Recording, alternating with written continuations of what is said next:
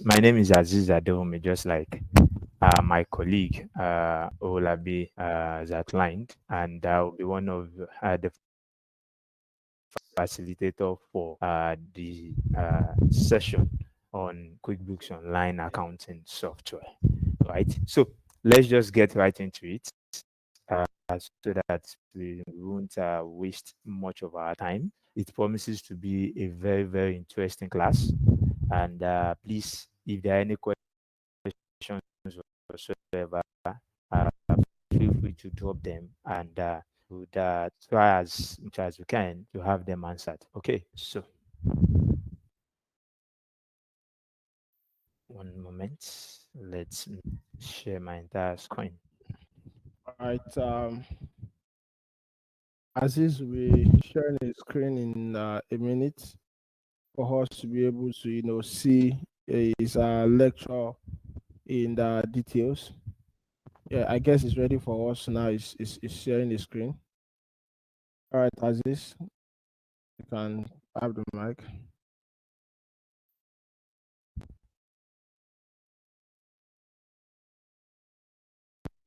All right, thank you. Okay, so quickly, we are looking at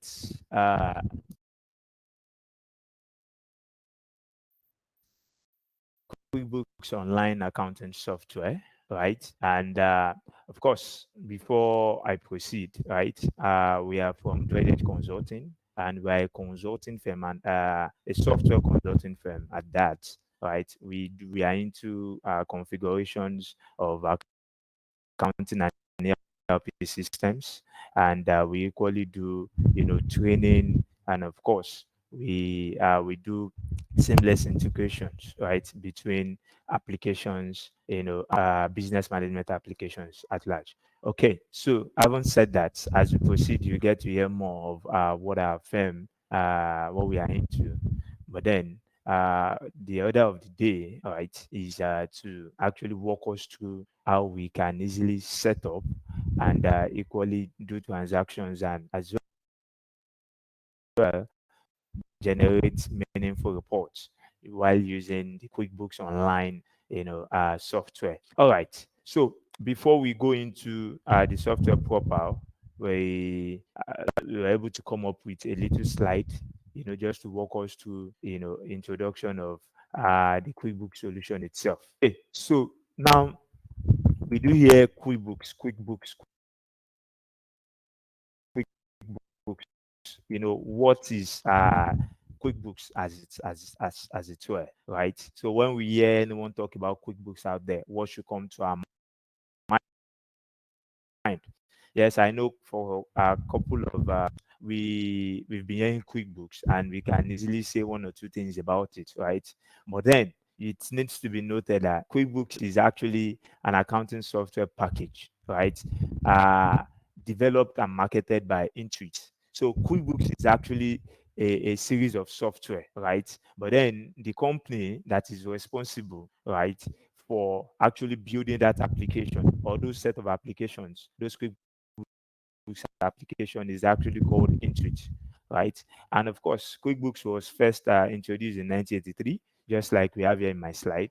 And QuickBooks products are mainly being used by small and medium-sized businesses, right? And of course, they offer a couple of premium accounting on-premise solutions, and as well as cloud-based solutions, just like the one we are about being trained on, right? And of course, the company has since grown to be, one of the leading accounting software provider in the world. So QuickBooks, most especially QuickBooks Online, right? This QuickBooks Online application we are looking at now is actually a global application. So it's not a sort of application where, oh, they only use it in Nigeria, or is being used, in a certain demographic. Is actually being used widely, right? QuickBooks Online is actually being used widely, right? So they have the US edition, and of course they have the global edition for every other country aside US, right? Okay, so now there are quite a number of QuickBooks software out there. that we need to take note of. We have QuickBooks Online Desktop. We have QuickBooks Point of Sale, which is a POS software that is being used by all these retail outlets, right? So it makes our checkout process much more easier because it's a well configured POS system on its own, right? And of course, we have QuickBooks Enterprise, right? So as we proceed, I would be showing us, quite a number of difference between some of these QuickBooks software, right? We'll be showing us what the QuickBooks Desktop looks like, and of course, what the QuickBooks Online actually looks like. Okay, so that's it about it. Just be on the same page. Please, I need us to confirm if I'm audible. You see there is a Q&A section, right, where you can specify if you can hear me clearly and if you can see my screen. So this is just to ensure that we all are on the same page and that we don't miss out on anything. Like I said, the class promises to be very, very exciting, very, very robust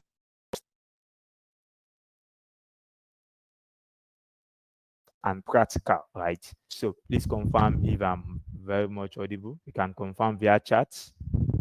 So so as to be sure. Okay, thank you so much, Victor. All right. So now specifically on QuickBooks Online, right? It needs to be noted.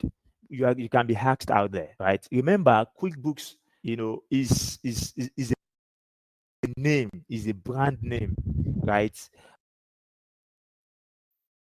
And it now it has several, software, attached to it, right? So when you are out there and you hear someone say, "Oh, they are using QuickBooks," so you need to ask which of the QuickBooks application, because there are quite a few of them out there, right? So QuickBooks solution. Like I said, we have QuickBooks Desktop, right? QuickBooks Desktop is actually an on-premise solution, right? Why QuickBooks Online that we're about to look at is a cloud. So it simply means it's being accessed anywhere. So one good thing about QuickBooks Online is that you can actually access it from your browser, and you can actually you can also access it from your mobile phones, right? Aside from you accessing it from your mobile phones browser, you can still it has is a mobile application. So imagine you're on the go, you needed to raise a customer invoice, you need to generate some report. It has a specific mobile application. So that is it. That is what we meant when we say an application is a cloud solution. It simply means you can actually have access to it anywhere you are, on the go, right? Unlike the desktop application part of it, right? And couple of benefits of using QuickBooks Online is it's accessible anywhere, and of course it's affordable because it is an accounting software, right? And that will lead us to the other segment of our training, which is we always, for some of us that have attended our previous training, you would realize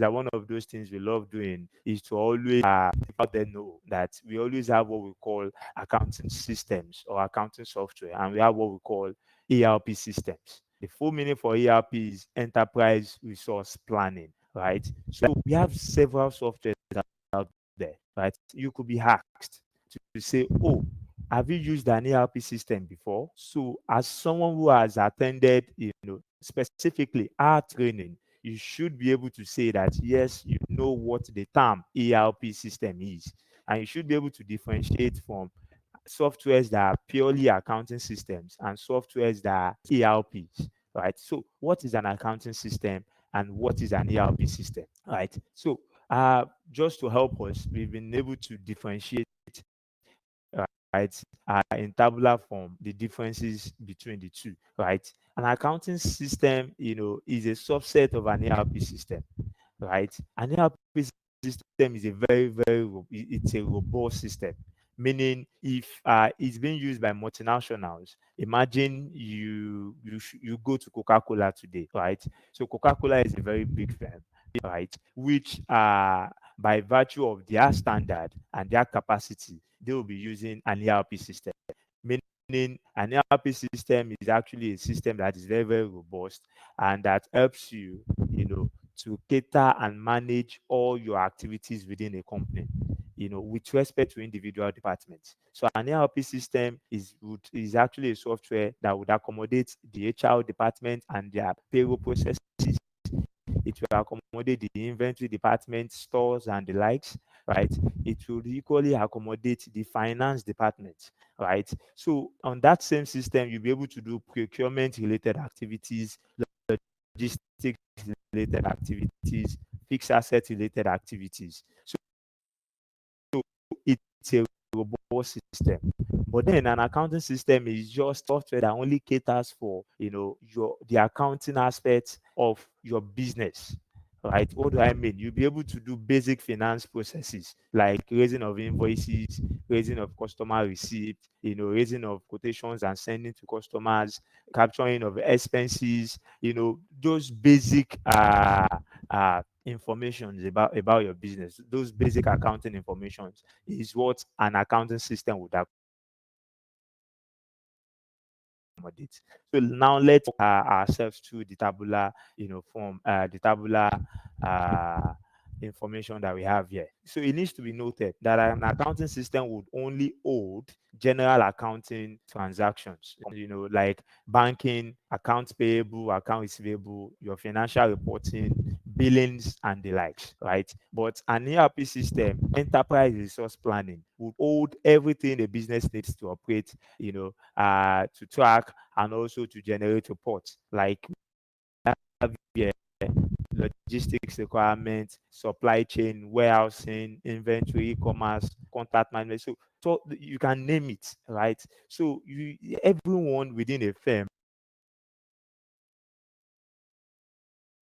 has a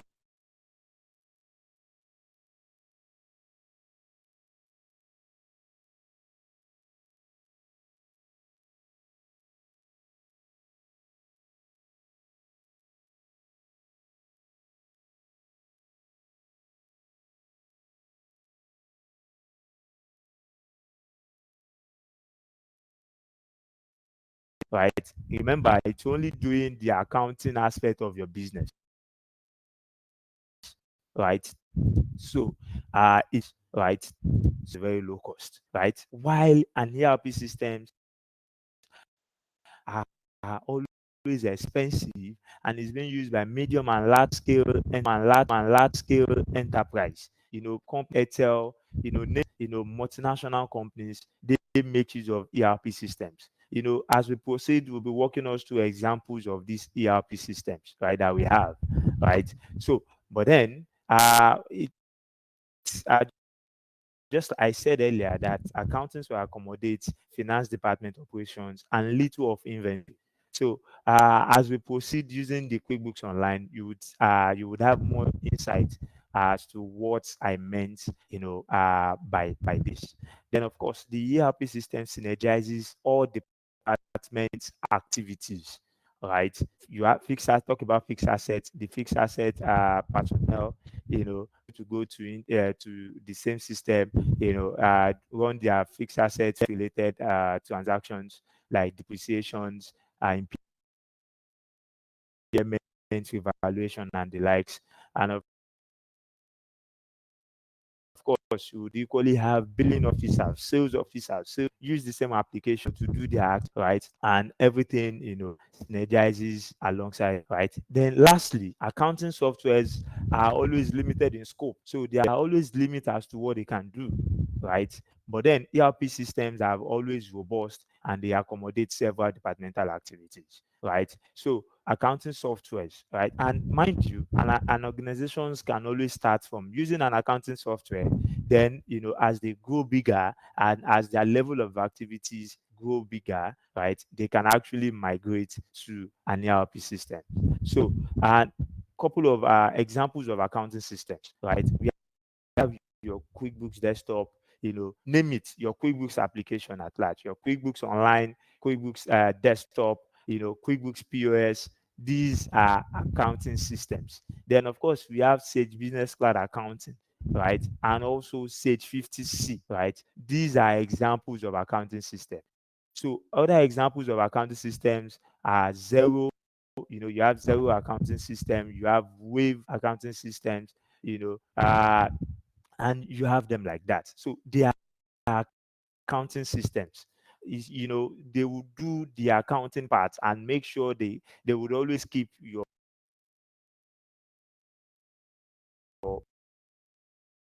business financial data for you, right? Ranging from your revenue, your expenses, system would always work well, right? Then, of course, examples of ERP systems, we have Sage 200 Evolution is being tagged as a mini ERP, right? So it sits Sage 200 Evolution, right? Is actually a Sage product.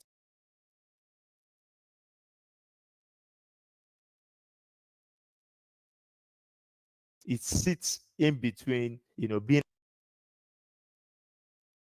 an accounting system and being an ERP system, right? Right. Then you have Sage 300 ERP, right? It's a much more bigger Sage application. It's formerly called ACC Pack, right? And it's a product. Then, of course, you have Sage S3, SAP, and you have Microsoft Dynamics, which is equally called Navision.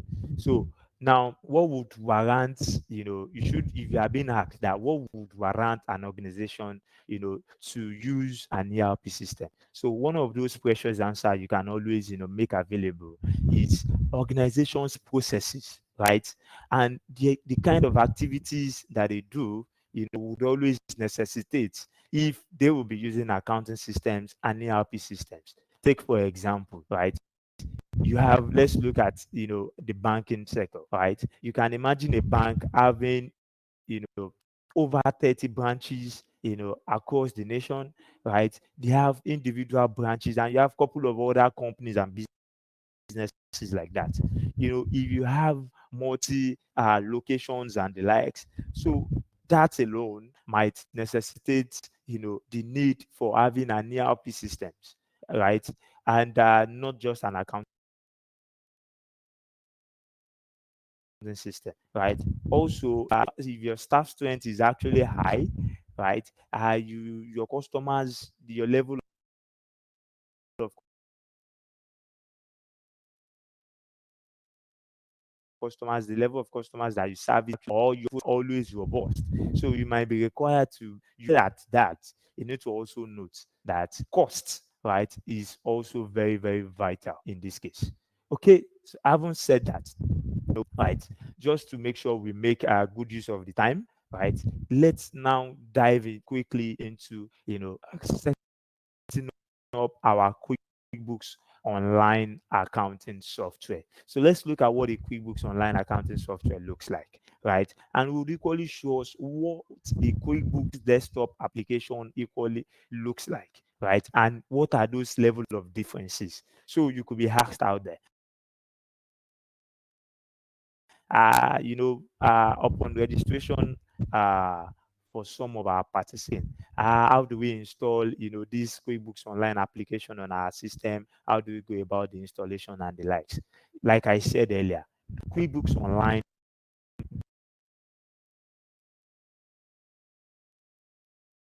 does not require any installation, right? It's actually a web-based application, right? It's a cloud computer or your mobile phone. Now, all you need to do is to launch your browser application. Remember, your login is only specific to you, right? So you would only be so, and whatsoever it is that you are doing in your QuickBooks Online application, is actually attributed to you alone, right? Unlike the QuickBooks Desktop, it is the QuickBooks Desktop application that requires you to install, right? But you need to note also that businesses are actually moving, companies are actually moving from having a desktop based application to cloud solutions like QuickBooks Online. And for some of us, right, that are into what is it called? For some of us that are into virtual activities, for some of us that are into having remote jobs, remote like jobs, there are quite a lot of opportunities out there for you when using QuickBooks Online, not just in Nigeria but international companies on platforms like Upwork, the like platform has QuickBooks Online, right? And you can always, have it as a side hustle, because if you are very vast in using QuickBooks Online, trust me, if you play your cards right, you would get, international gigs, right? For you. And you can always be a bookkeeper for some of these international companies, manage their books, even from right from the comfort of your home here in Nigeria, because QuickBooks Online is actually a universal application that is being used out there, right? So now, how do we log in into our QuickBooks Online application? So before I proceed, please, right, and if it's a good time to go ahead. Oh, no audio. Please confirm if I'm audible. Okay, so to log in into your QuickBooks Online application, right? All you need to do is launch your browser, right? And from your browser, you have quickbooks.intuit.com. Then, of course, you can always use /global, right? Or better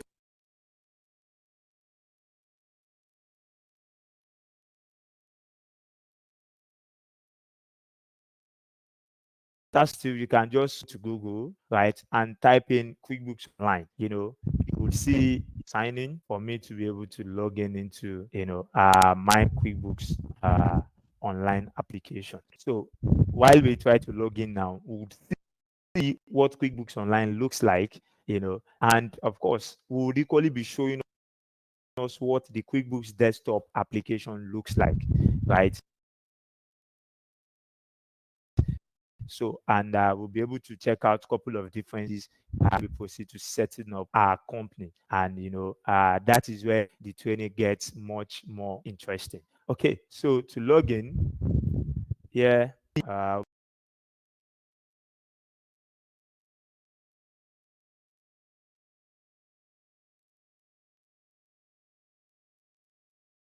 logging in with my email address.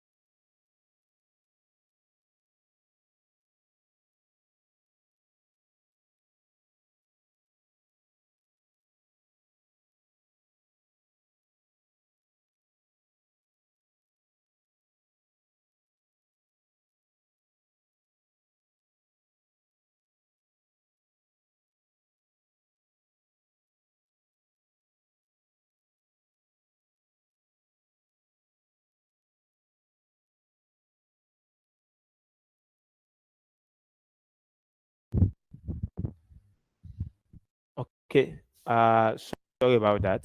I'm back. Uh, Network went off just for a few minutes. So let me stop sharing and try to reshare. Please, you can help confirm if I am audible now.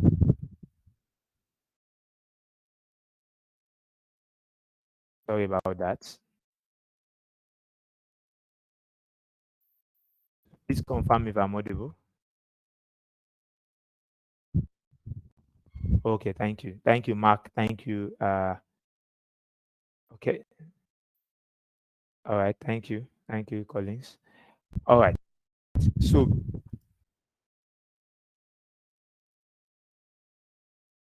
I was trying to log in into, my QuickBooks Online. The login screen looks like. Okay.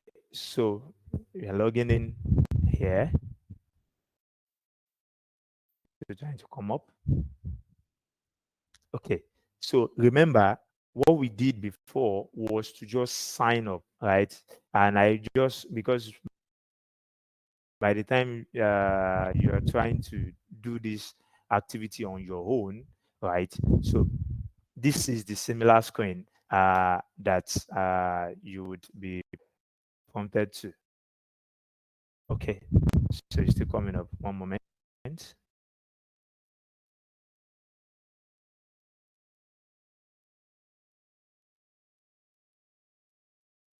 So prompted to. Okay, so it's still coming up. I'm logging in after the QuickBooks Online software using my account now. Okay. Okay, while that comes up, right? Let me show us what the QuickBooks Desktop application looks like, right? So let me show us what the QuickBooks Desktop application looks like. Uh, this is what it looks like, right? This is the QuickBooks Desktop application, and like as you can see here, it has the modules, by the left. See the menu from here: company menu, customer menu. You have the edit view, and there are a couple of things, couple of shortcuts that you have: raising purchase order. You can go to your chart of accounts, create items, and all. But just like I said, it's actually the desktop version, right, of the QuickBooks software. Okay, so my QuickBooks should be up now. All right. So yes, now we are back to QuickBooks Online, right? So this is asking us to tell QuickBooks about our company. So this is like a pre-set up kind of information. So I haven't created your company, so you'll be required to input your company name, right? So let me name my company name Demo Company, right? For the purpose of this training. So what type of business do you have? It's a company, right? So how long have you been in business? So these informations you can actually still modify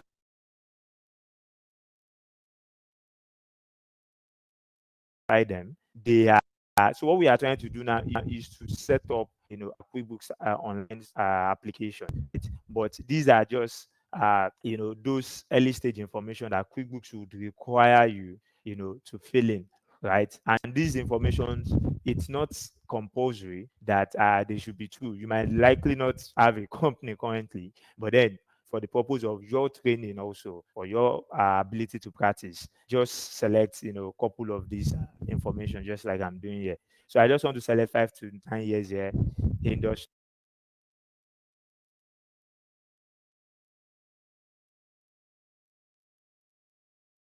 you have a couple of industry here, right? To be well. So I would choose one from here.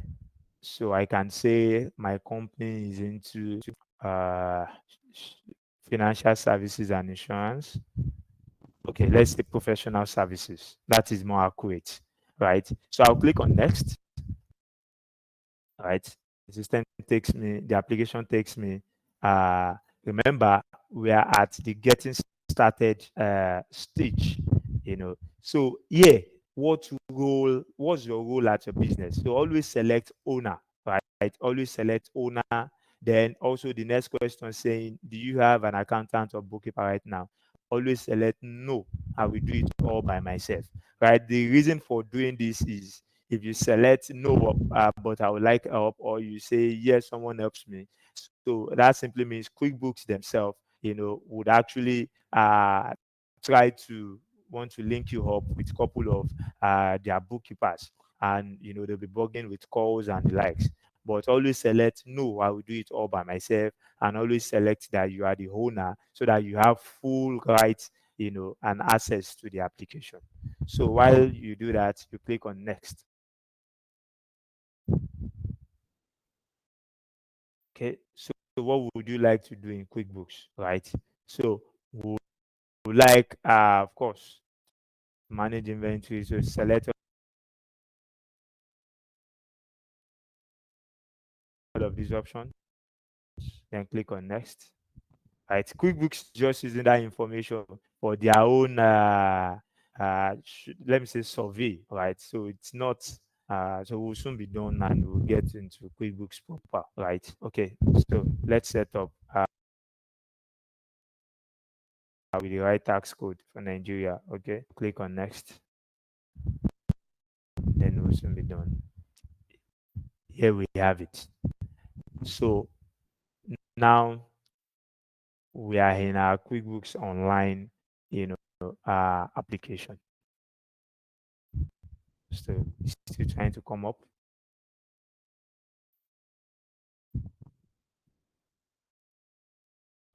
Okay. All right. Here we have it. This is your QuickBooks Online accounting software, right? I'll be zooming in and out, for some of us that are joining with our mobile phone, so we can see, clearly, right? Okay. So now there is something I would like to do at first, which is the QuickBooks Online software actually has two viewing modes, or forms, right? It has the accountant mode, and it has the owners mode, right? So for best viewing, it is, we would always advise that you always toggle and have it changed to uh, accountant view, right? You see from here and you see the difference. What are the differences? My modules here that I have by the left is saying get things done, business overview, get paid and pay, customer and leads. These are layman's information. These are layman's kind of languages. So let's make it make more sense, right? And how do we do that? We need to change the view. The view is currently in business view, right? We need to change that to accountant view. And when we do that, you will notice a change in this get things done and couple of how the modules and some functions are being named. So when you log in into your QuickBooks, and you remember, you only do that, at first. Once you set it up at first, you don't necessarily need to change it all over again. But if you want to go back, to the business view, you can always come back here to toggle, right? And for me to change it, I need to navigate to my settings icon here and switch to accountant view. So this is the application refreshes. Then yes, you can see we now have terminologies that we are used to, which is dashboard, banking, sales, right? Customers and leads, cash flow, expenses, employees reports, VAT. Then of course we have the accounting module, right? So that is how beautiful that part of the software is. So you can actually toggle, and for some of us that are not really familiar with expenses and some of those sales, you can always change your view back to business view. So either ways, they still work and they still give you the same output. But for me, or for the purpose of this training, right, the accountant view is much more appropriate, right? So this is the QuickBooks Online application, right? Individual modules will be walking us through them, right? They are very, very robust. And, from here, we'll be setting up our company, setting up our defaults. What are those things you need to look out for, when working with QuickBooks Online? What are those things that you need to put in place? right? How do you create your information, your master files data, and also how do you do transactions, and how do you generate meaningful reports. But remember, your ability to create a good set of records, would give you room for ability to process, transactions the appropriate way, and transactions that lead to, meaningful and adequate reports at the end of the day, right? So our QuickBooks application, our QuickBooks Online application has the dashboard functionality, has the banking module, has the sales module where you can always do customers and customers related transactions, where you can add your inventory items and service related items, right? We'll be looking in depthly into what these things entails, as the training goes on, right? Then we have the customers and lead module, and we have cash flow, expenses, and then of course we have the new icon here. So normally when you want to do any transaction, right, and you don't want to go to all of these individual modules, so one of those easiest way or shortcuts you can always make use of, right, is this new button here. So if I click on new button, I can always say, oh, what do I want to do? Do I want to raise invoices? I want to receive payments from my customers. I want to generate estimates or quotations, right? In some language. So do I want to raise credit note, sales receipt, or I want to do vendor related transaction, I want to do bank related transactions, and the likes, right? Always remember, should you not want to go to individual modules here, you can always make use of your new button, all right? So like I said, before we proceed into the default, right? Now, what is the difference? What can we say are the major differences, on why QuickBooks Online is different from the QuickBooks Desktop? Remember, I showed us what the QuickBooks Desktop application looks like, which is this, right? Uh, you know, and it has so many functionalities too as well, right? But one of the key difference between your typical QuickBooks Desktop application and your QuickBooks Online is that one is a cloud solution and one is a desktop,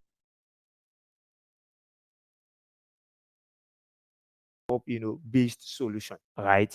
And you only have, when it comes to this, right, you only have few differences between the two, right? Any knowledge you gain, on how QuickBooks Online works, right, can actually be translated, to a use, right, when using your QuickBooks desktop application, right? But one of the fundamental difference is that when you are in a QuickBooks Online application, you actually have access to it anywhere and at any time, right?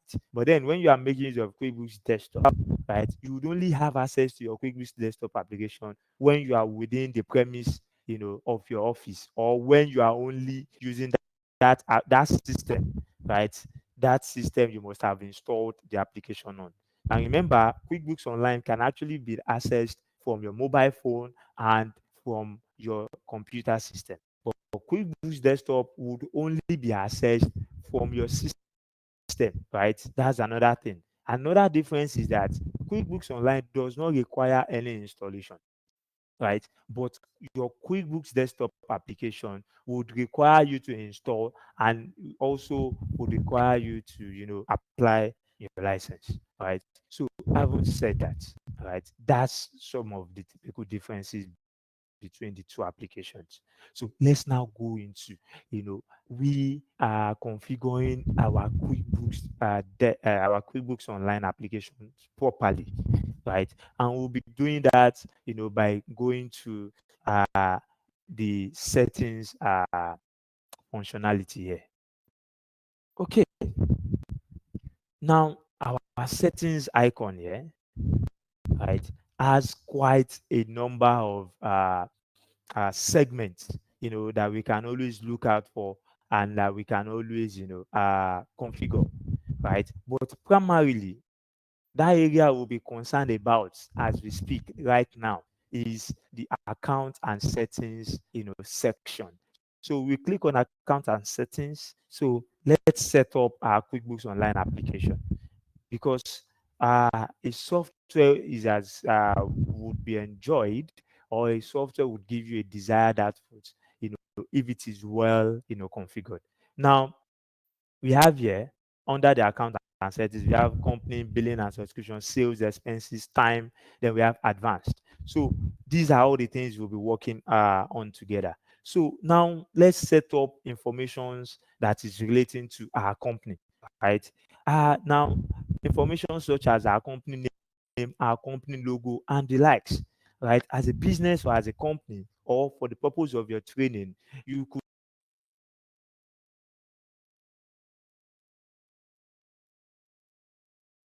you could equally be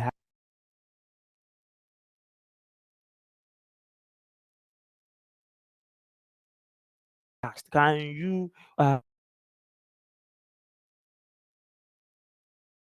same page? All right. Okay. So now, how do we upload our company logo when using QuickBooks Online application? You do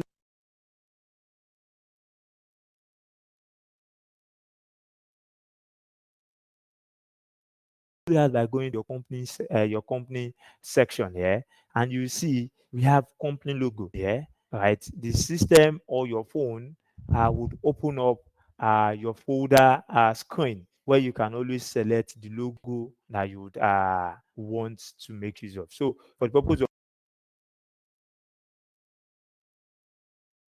this training, I would select, Droidedge Consulting logo be your unique logo, right? And anything you could equally download for the purpose of your training, even if you don't have a logo, you can download any logo at all, any company logo or anything, have it uploaded and let's see, right? Remember, the reason why this is very important is because your source document would actually display your logo.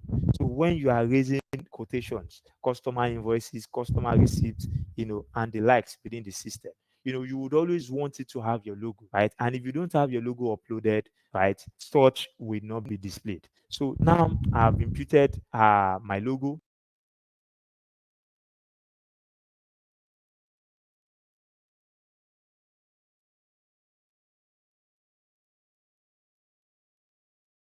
So my company name, what is the name of my company? The name I would want to make use of, right? So here, my company name, remember, I said my company name is Demo Company. Let me say it's Demo Company Limited, right? For you, it will be different. To our training outline, right? So our company there that we have is even Bill Gates Nigeria Limited. So let me make use of Bill Gates Nigeria Limited, right? Legal name same as company name, yes. Business ID number, that is your business registration number, your CAC registration. If you have, fine, you can impute. If you don't, for the purpose of this training, I won't be imputing, right? Now, VAT number, that is for those of us that are registered, for VAT. So you can always impute your VAT number here. And when you are done with this, you can always save, that section, right? Then, of course, contact info. Okay. So your email address, should you want to change that in the future, right, you can always come here to edit your email address, right? Your phone number, website, everything is fine. Then of course, address, your company's address or your business address. For some of us, right, we would always want, we would always want our address to form part of what we have on our source document, right? You have your logo displayed, you have your company name displayed. Then of course, it's always good to have your company's address displayed on it as well, right? You do that. So legal address, customer facing address, yes, same as company address. Then you click on save for that section also. Okay, so I haven't done that. Then let's move.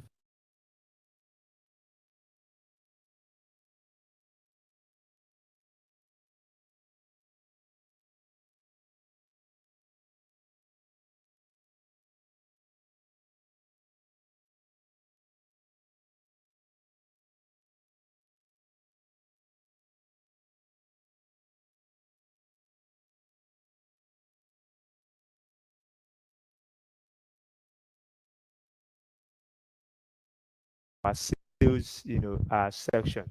So billing and subscription is only telling you, your what's it called? It would only give you your information as to, your billing cycle to say that, okay, this is your QuickBooks plan, and you could be asked, right? You could go out there and you could be asked that, okay, can you show us the edition of QuickBooks Online subscription that we are currently subscribed to? And there's you have a way to know that, and that is just by navigating to your account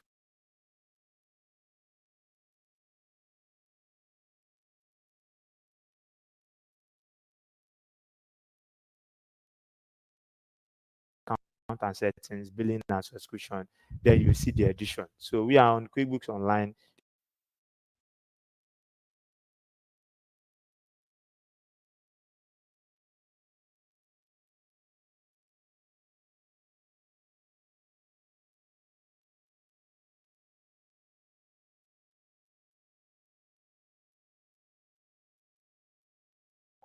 Right? So here from the sales section, we have the sales form content to say, what is your default. So what we are doing here is to set up what we call default, software default, right? So here, what is your preferred invoice stamp? Your default invoice stamp, is it 30 days, due date when you raise customers invoices? Is it 15 days? Is it always due on receipt? So due on receipt simply means when you raise invoices for your customers, they are meant to pay for that invoice at that instance, right? We'll look at how this works, right, as we proceed. Preferred delivery method, shipping, so we would only be considering those aspects, that concerns, the training that we are really looking at, right? So that we can always make good use of our time, right? Custom transaction numbers, okay. Uh, Discounts, yes, we would always, deal with okay, custom field. Do we deal with discounts? If we do, would enable that, right? So here we save this section. So product and services, do we want to always show product and services when we raise invoices on our invoice? Yes, we do. So we make it active. So do we want to track quantity and price? Yes. Do we want to track quantity on hand? Yes, we want to do, right? Progress invoice? No. Okay. So do we want to show aging on statements? Yes, we want. We do, right?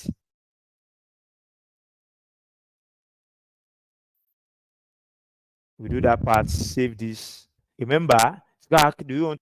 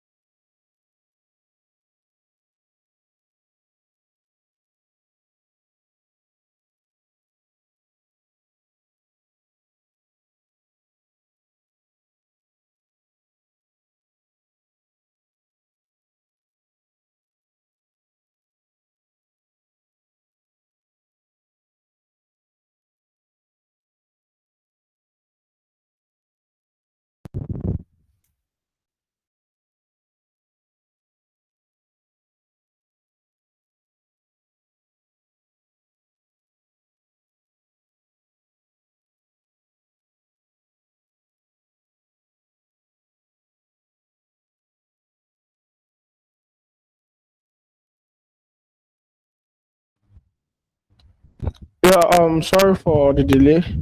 It's like our trainer is actually having a challenge with the network. He should be back in a minute.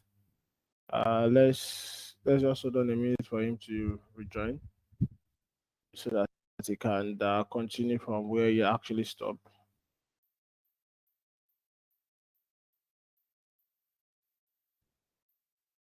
All right, thank you.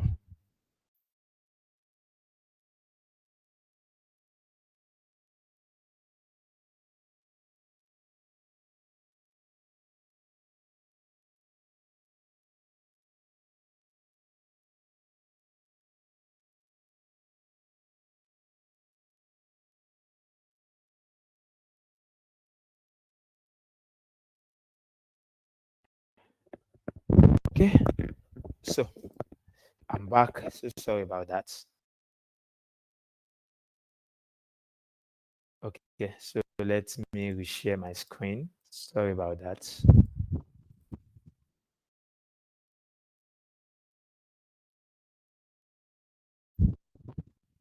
Okay, so we were looking at creating default setup, right?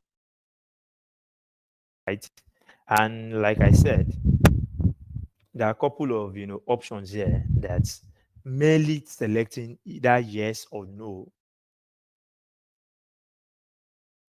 would actually affect how your QuickBooks Online software is being configured and how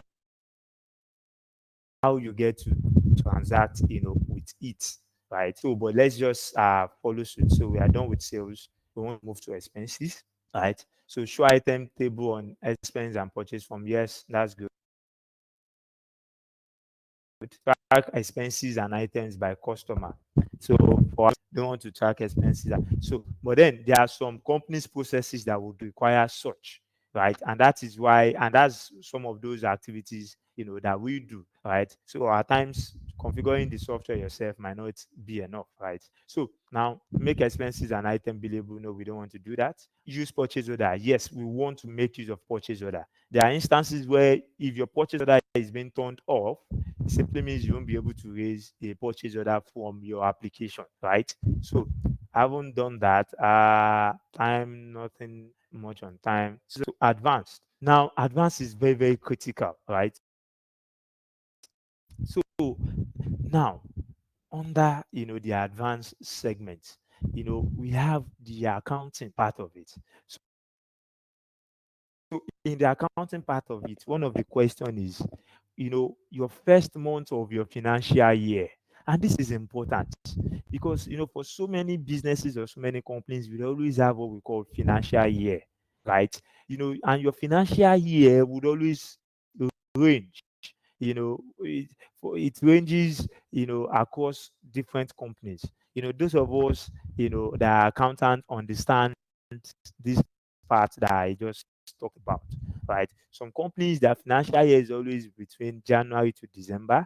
Some companies, their financial year, is always between July of a particular year, right? Starting July of a particular year and it ends in June, of the coming year, right? So for some, it's starting in April of a certain year. For instance, if it starts in April 2022, it will end in March 2023, right? But the only thing you need to note about your financial year is that it translates into 12, periods, 12 months, right? So an accounting year or a financial year, right, always translate into what we call 12 months, right? And of course, your 12 months can always start from January, it could start in February, but any year or any period or any month specifically that your accounting year is starting from, all you just need to do is to count 12 months forward, right? And that gives you, your end date for your financial year. So here for companies that their financial year starts in February. So all you need to do is to select your first month to be February, right? And the system takes care of the how it considers the accounting year. So for the purpose of our training, right, our training company is running from January to December. But note that that is not how it is for all companies, for all businesses. You could be hacked out there. That when it comes to software, what is a financial year, right? So, a financial year is actually, an accounting year, right? That consists of 12, calendar months, right? That a company,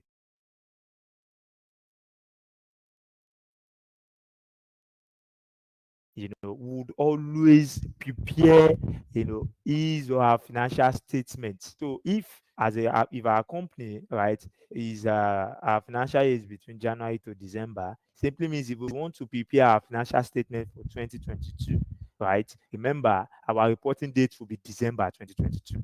Will be last day of December 2022. But if our financial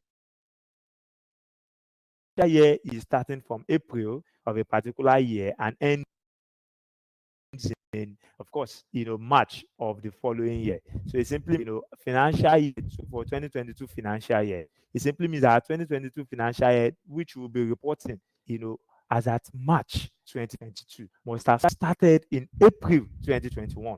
So it is starting from April 2021 and ending in March 2022. So, and it is only then we can say that we are, preparing or presenting our financial report for 2022 financial year, right? And that is how it works. So I'll be selecting January. Remember, the start month of your accounting year matters, right? And that doesn't mean, also note, first month of financial year does not mean to say that it's the first month of when you start using QuickBooks Online. No. So imagine for our company, we are just making use of QuickBooks Online in December 2022, right? Note that our first month of our financial year would be, what is our financial year start month? And if it is from January to December, we are selecting January, ignoring the fact that you are just starting uh, making use of QuickBooks Online in December. No, it should be your company's standard, start month. That is what you would have here. So I have seen instances where people get confused about this terminology. So your first month of your financial year, is quite different from the start, your first month at which you started using the software, right? So having said that, your first month of tax year, of course, could be in line with your financial year, and could also be January, because we always have what we call government fiscal year, which would always be from January to December, right? So accounting method, very important. Remember, this would always be in accrual, right? This will always be in accrual, right? Because the appropriate mode, right, to maintain your business accounting information or financial information is always the accrual mode, right? For some of us who don't understand what accrual mode is, take out time to, gather more knowledge on it, right? But always note that mostly applications normally have your accrual method of keeping records and, of course, the cash basis of keeping records. But just to enlighten us a few, your accrual, actually means that your revenue or your sales, as you might want to call it, would only be recognized, when you raise invoices within the application and not when a service is being paid for. So that is why accruals always make room for credit transactions. So you could render a service or sell to your customers and they pay, not immediately, but then they usually pay in future. So if you do that, you are doing an accrual basis, of accounting, right? And always note, accrual is much more, better to make use of, and that is, even according to IFRS, that is the required mode, of keeping your records. Right, you do that, then of course close the books. What else close the books does? What it does is, if you activate that function, close the books, it simply means, the application will give you, the flexibility of closing and opening, your books, on a periodic basis,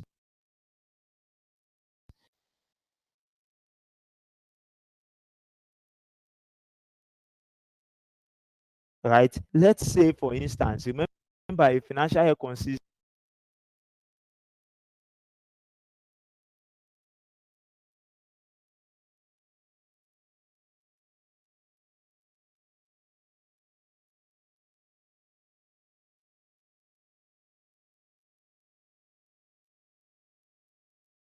say that, oh, once I'm done, with 21 financial year, close my books, right? The only thing closing your books does, right, is that it always ensure that you don't backpost transactions into that closed period.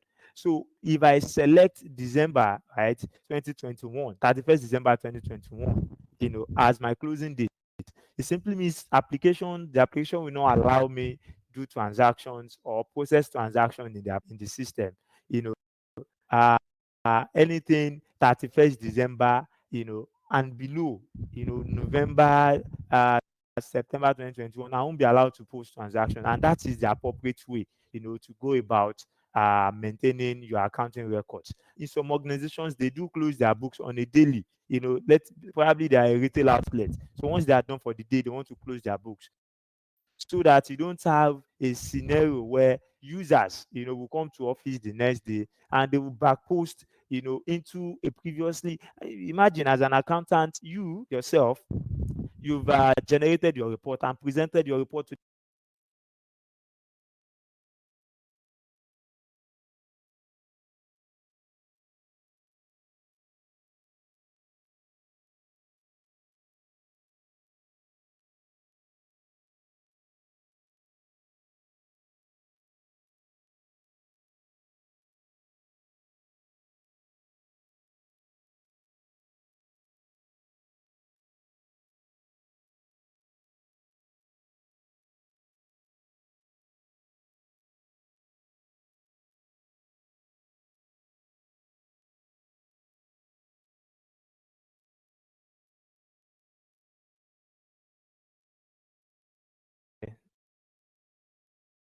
trying to check my mic.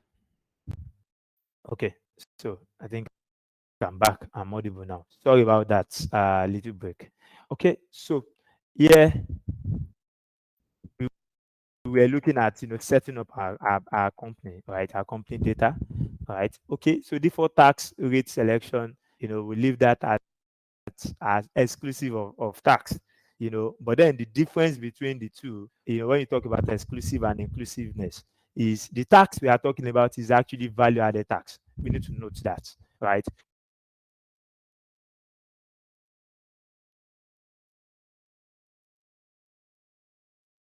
So now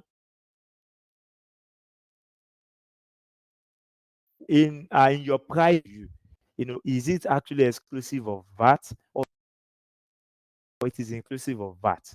Exclusive of VAT simply means, there is no VAT element, right? You don't have any VAT element in that price. And when you impute that price in the system, you would want the system to actually calculate, VAT, right, additionally on that amount. So that is when you would always want it to be defaulted to exclusive of VAT.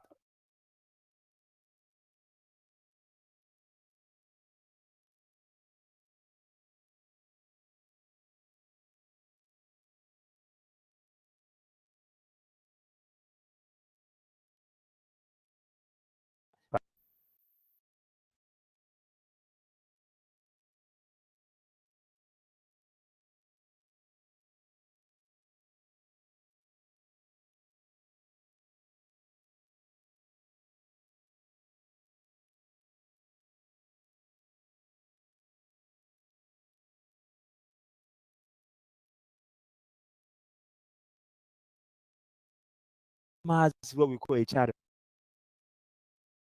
We'll be looking at that in depthly, right? But then, do we want to enable account number numbers? Mean, remember, account chart of account, but some systems for general ledger accounts, you know, uh, account codes, where you codify by default. QuickBooks Online, does assign GL codes to your chart of account. come and activate it here, right? Through account numbers. Yes, we want to enable to always show our ledger code. Yes, we want it because it's always online. In fact, when you are using any software that you enable it, right? It's always good you enable it. And we'll look at what it right, what a GL code is. Some of these terminologies we'll be looking at, but it's an area you wouldn't want to miss, and it's an area you'll be glad you are able to come across for the okay. So discount account. Remember, I specified that will be so the system is asking for the ledger where it would attribute or post that discount to the discount ledger here by default, and we can always come back to set it anyway. Do not have okay, we can always create a discount to link the appropriate this category. Very important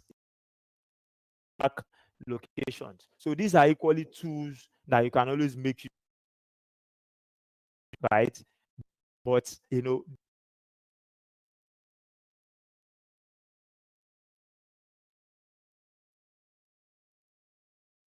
they are actually tools that allow you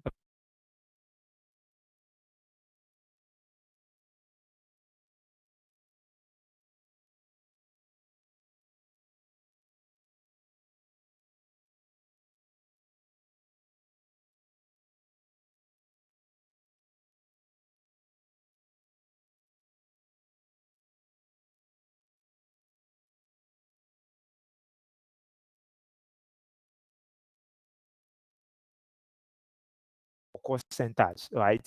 You can choose to enable it and you can choose not to, but I will just enable it. Then you equally have what we call locations. So locations is just similar to that of cost center, right?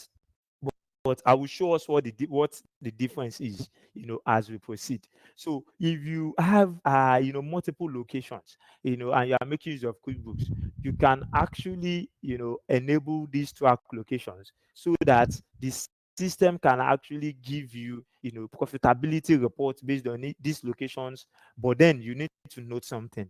At the point of processing transactions, there is need to assign these locations that we've just enabled, right? But you could be asked that can QuickBooks Online application be used for businesses that are resident in multiple locations? The answer is yes. All you need to do is to go and enable the location and enable the location. Also, can it make provision for cost center? The answer is equally yes. Right. All you need to do also is to go to the category section and enable the classes. Right. And we're about to be through here. Okay. Automation, nothing much to do. Projects, no, we don't want to enable projects here. Language, home currency, Nigerian Naira, yes. Multi-currency, do we want to deal with multi-currency? If we want to, we can enable it, right? But we can choose to leave off.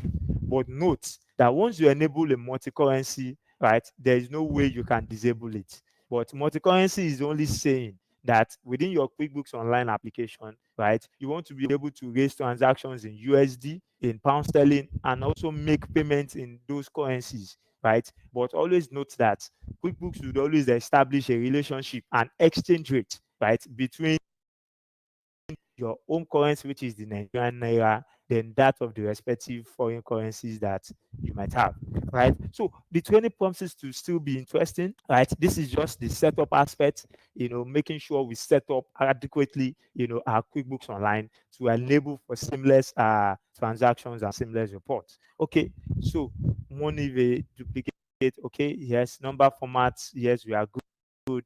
Date formats, I always love it when my date format is in day, months, and year. So let me change this to day, months, year.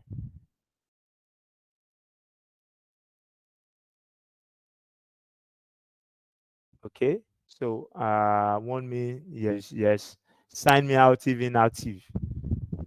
Okay, so you can always instruct QuickBooks, right, to sign you out if you are inactive. It is actually good, right? It's a security feature that you need to always. So imagine you are logged into your system, and the moment you are not active,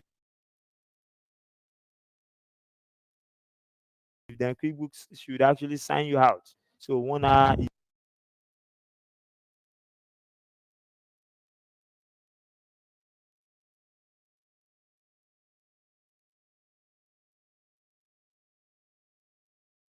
yes,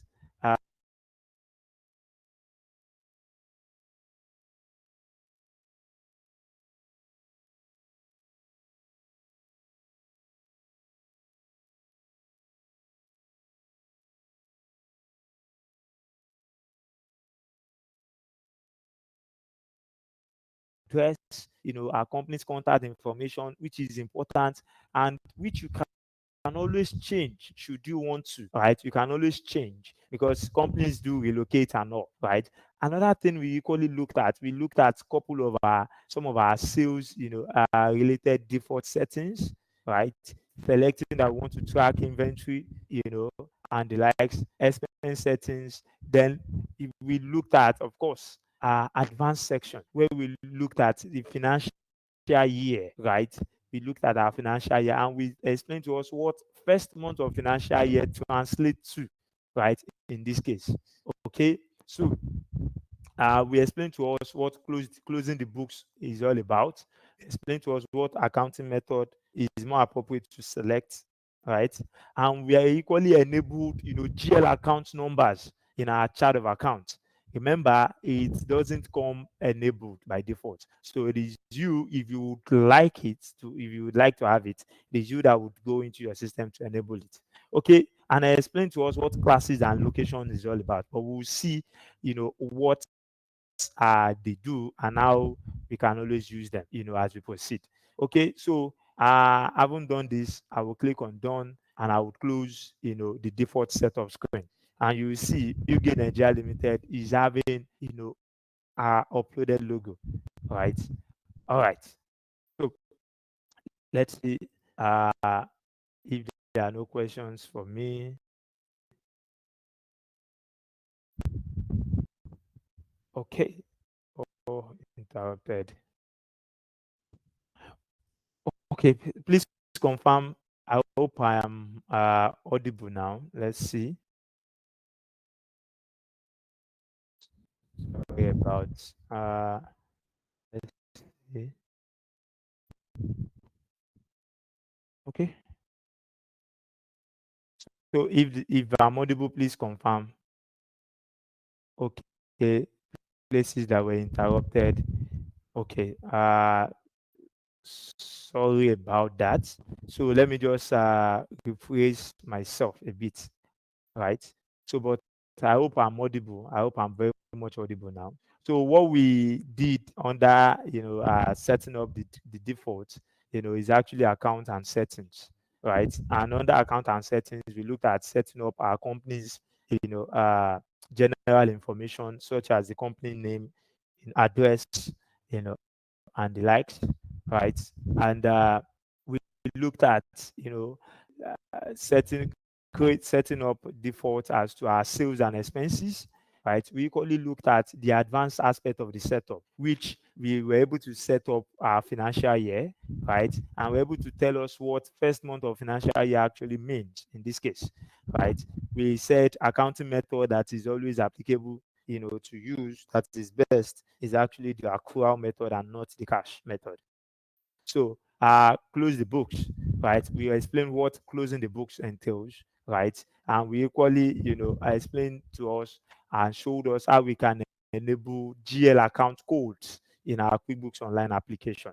And of course, categories, what do classes and locations mean?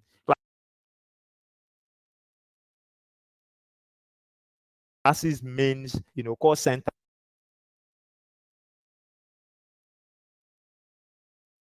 entails, refers to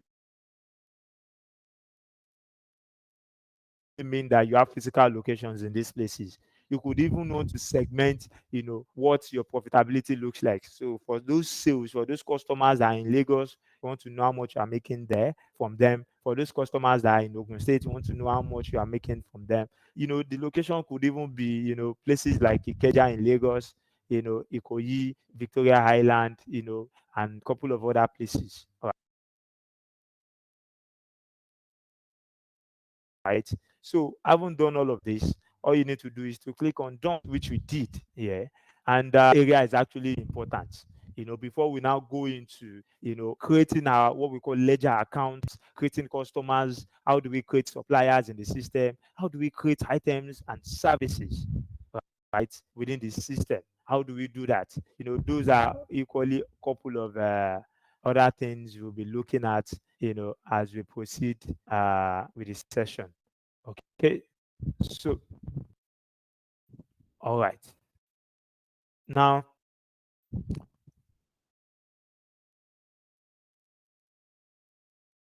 the next phase that we'll be going into is creation of master files. Yes, we have a software, we won't just leave it open-ended, right? So we need to create a master file record, right? And for the purpose of the training, we have a training class exercise that has been sent to our respective emails, right? We have a training class exercise that we've shared with us, and which we'll be making use of. So, and in creating our items, so we want to be able to create a set of products and activities that we deal with, to create our customers, our suppliers, and how do we do these things seamlessly. So that is the next phase that we are going into now, right? But also, before we do that, there is one basic, the most important aspect of using an accounting system, right, is what we tag as the chart of accounts, right? Now, what is the chart of accounts? Right? How do we create, our chart of accounts? What are those things we need to always look out for when doing a chart of accounts? And you could be asked, out there, what is a chart of accounts? To help us, we've been able to come up with a slide, for that. And we would always walk us through the slide, and after which we will then look at creating a chart of account ourselves. Right? You can't call yourself an accountant or an account professional, and you cannot know, right? Or you tell me that you don't really know how to create, a chart of account within an accounting system, or how you can even chart an account properly, right? If you do not know that before, this is a great avenue for you to learn that, right? And for some of us that know it before, this is equally a great avenue to equally, enhance our knowledge of it, right? So we'll be doing two things. We'll be walking us through the chart of account slide, and we'll equally be creating, our chart of accounts with respect to our training class exercise that we've shared with us. Okay, so one moment. One moment. Okay. Yes, we have our training class exercise.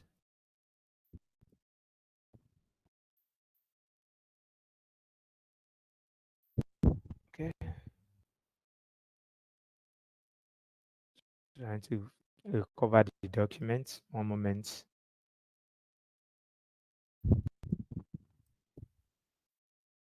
Okay. So there I have it. Share my screen back. Okay. So, like I mentioned, right, what is a chart of accounts, right? And I hope I'm audible, please.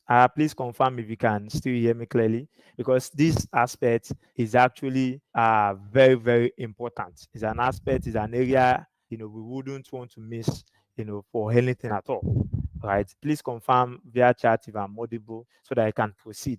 What a chart of account is, right? And how do we chart an account? What are those things we need to look out for, in charting an account, right?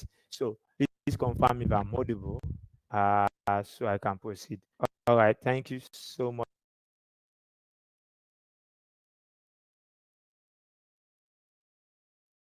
Thank you, Colin. Is embedded in what we call a general ledger, right? So the general ledger, is actually the art.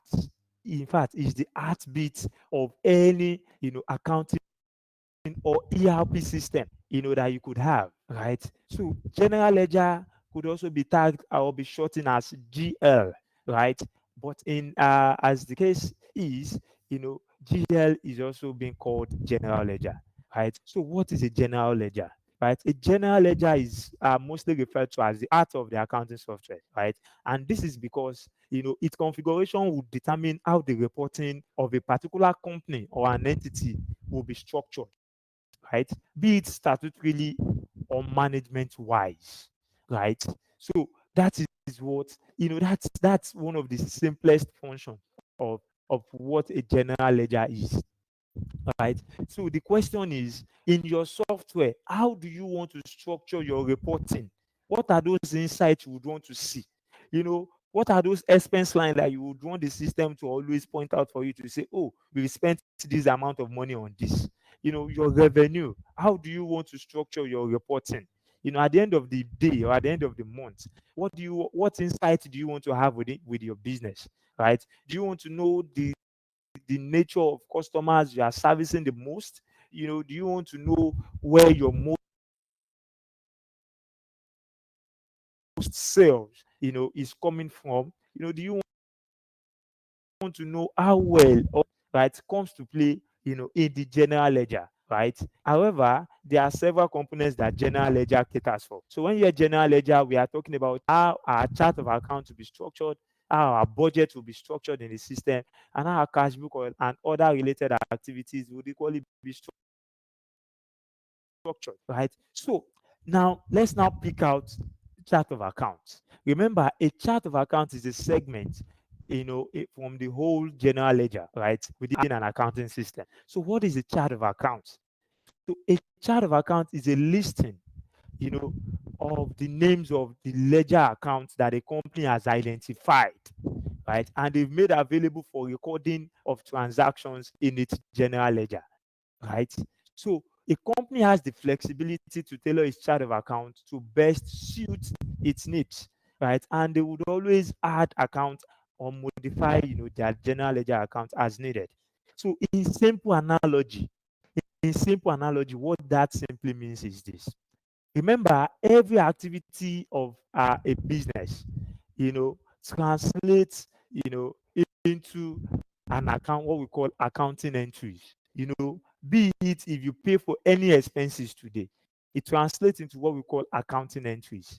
Now, if as a business, if you pay, for repair and maintenance of laptops or computer equipment, that is an activity, right, that you've done. But that activity, need to be traceable, right, in terms of your accounting data. You need to be traceable to say that you need to be able to account for the amount and the date at which you made that payment for the computer repairs. And for you to do that, what do? You create a general ledger account, a GL account, specifically, to monitor or to record, activities relating to that repair and maintenance of computer equipment.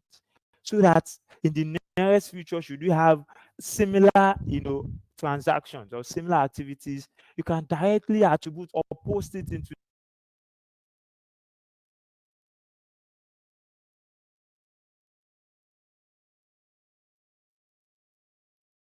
that ledger.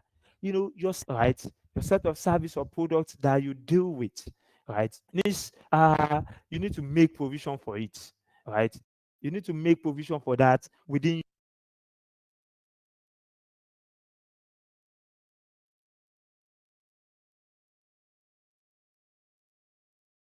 your accounting system. So by creating the general ledger account for them, right? And that is why we seize all GL accounts. So you remember that repair and maintenance for computer equipment that you've created, it's a ledger.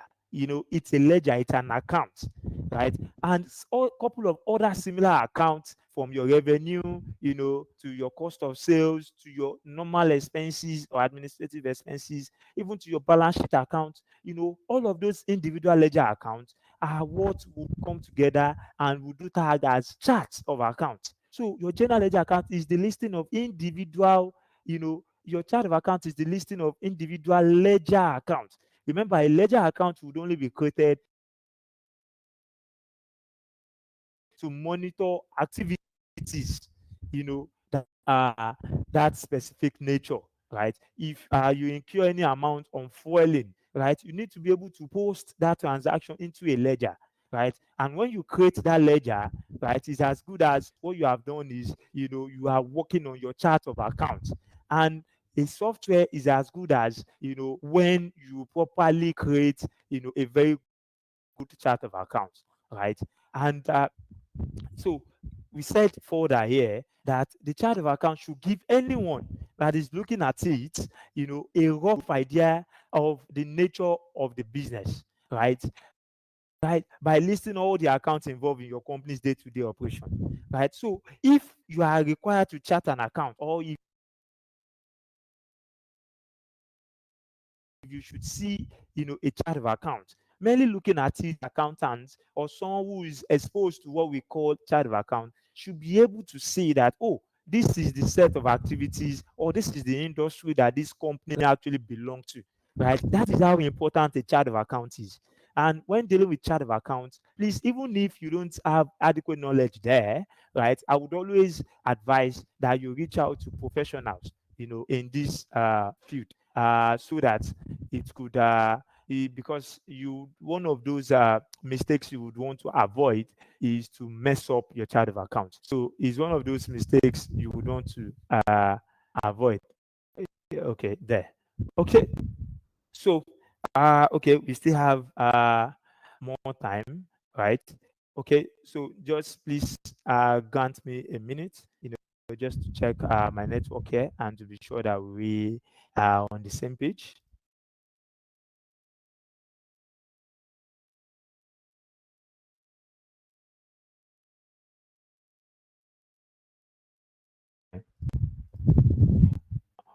All right. So I think my network should be better now. Okay. Please confirm if you can hear me clearly, please. I will soon be going on a very short break, but please confirm if you can hear me clearly.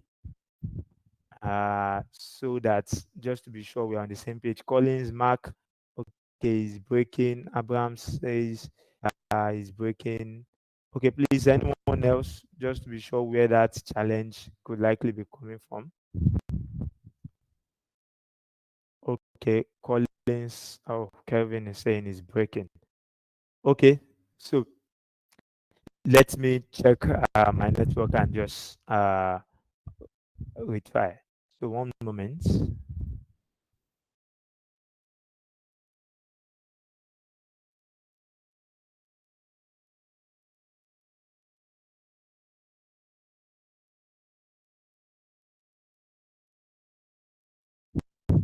Okay, so I just confirmed my network seemed to be okay.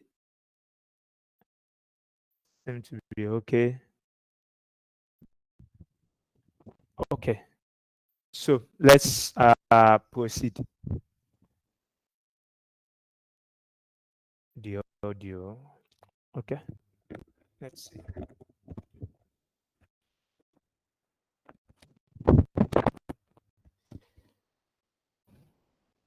Okay, so sorry about that. Please confirm if it's okay now. Uh,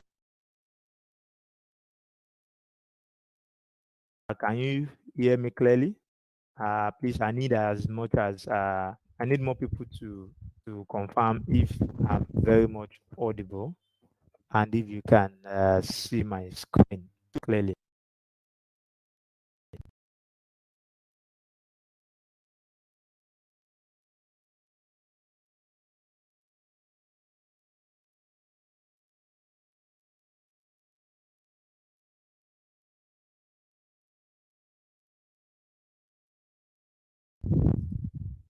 Okay. How about now, guys? Please confirm if it's better now, please. So that we can move. I'm awaiting our response. Okay, okay. Thank you. Thank you so much, everybody. Thank you for that contribution. Okay. So, like I was trying to bring to our attention, okay. So we were looking at what a chart of account is, right? And of course, we now want to proceed. We want to take it one step further. You know, now just knowing what a chart of account is, or knowing that we need to make provision for our GL accounts,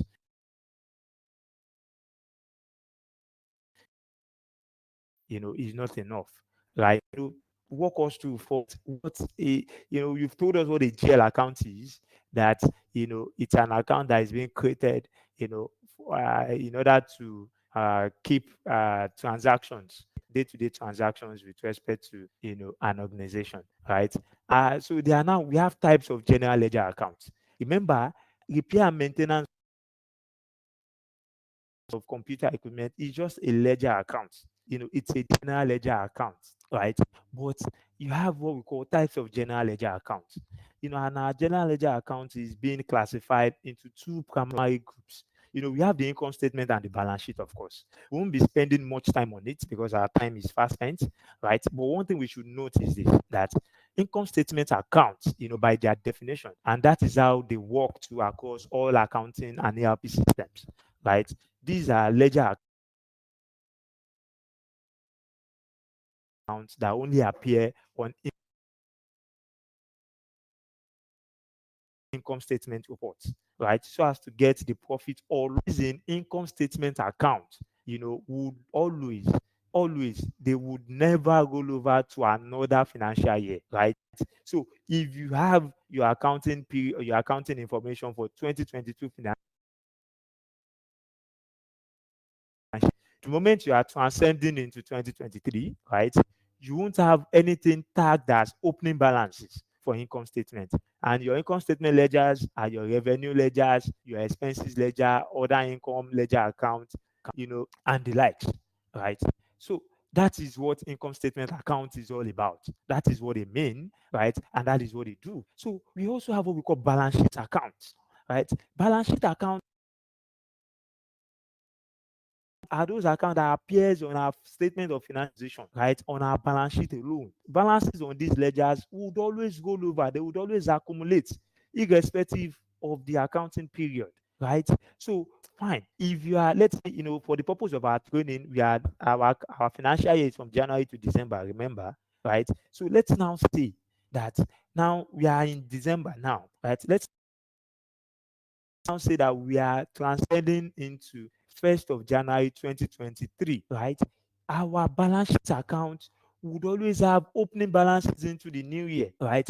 And what are examples of our balance sheet account? Your bank account, your cash and bank account, and that is one that we can easily relate with, right? You won't say that, oh, because we are transcending or we are moving into January 1st, 2023, we'll now forego all our balances, bulk of amount we have in our bank account. No, right? So they will still form part of what we will still be dealing with or what we'll be having. So that is what we mean by balance sheet account at that level. So remember, we took it from general ledger, what a general ledger is. We took it to what a chart of account is, right? And from a chart of account, also, we now have individual general ledger accounts, right? And the type of general ledger account is what we are looking at, right? And features of a general ledger account, they are properties. We would always have what we call GL code, ledger description, and account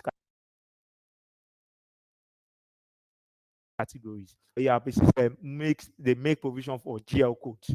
Why is GL code important? When you are charting your account, you are always mandated to chart using a GL code, right? And what are those GL code? This refers to unique numeric codes, And note, alphanumeric code in some cases. Some applications allow for numeric codes alone. They work with numbers, right? So when you have a ledger account saying, repair and maintenance of motor vehicle, it's a ledger account that any repair and maintenance that is carried out on motor vehicles will be attributed or posted into that ledger account, right? But that is a ledger account. You now need to make that ledger account more unique by giving it a unique, general ledger code. Right? And the general ledger code in some softwares could be numeric alone, simply means allows for numbers. And in some softwares, it is alphanumeric. So it's a combination of numbers and alphabets. So you need to note this, right? You need to note this, right? And it says for us to say that, this GL code are assigned to individual ledger accounts so as to make it different to other general ledger accounts. You need to always make a ledger account unique, as to the other, right? Ah, and what would allow you to achieve this is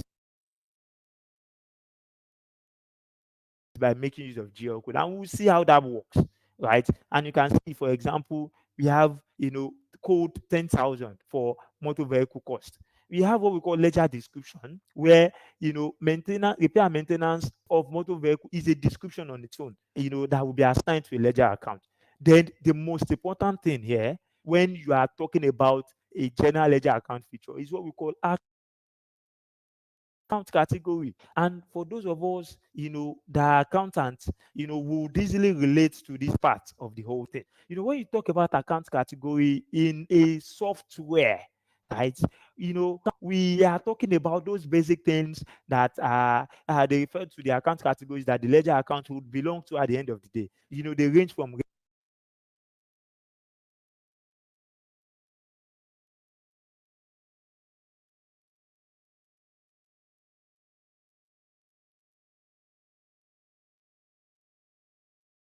revenue,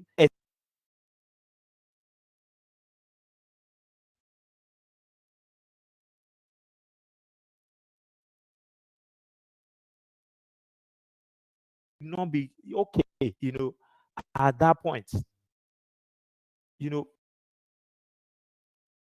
your reporting will not be okay, right? When you use a wrong account category, for a so. And let's look at example of how a typical chart of accounts looks like, right? Account looks like is this is what we are displaying here now, right? We have GL code, description, account categories. We equally have here, steps, and we'll be sharing this with us too. Steps that you can always go to, that can always guide or when you are working with a chart of account, right? And this is what the chart of account looks like. We have what we call our GL account: motor vehicle cost, motor vehicle accumulated depreciation, accrued expenses, revenue. These are GL account that has what we call account categories, and you see that each GL account is properly mapped to their category. Mind you, individual category, is a subset of either it being a balance sheet account, just like we have here, right? And individual GL account or GL account category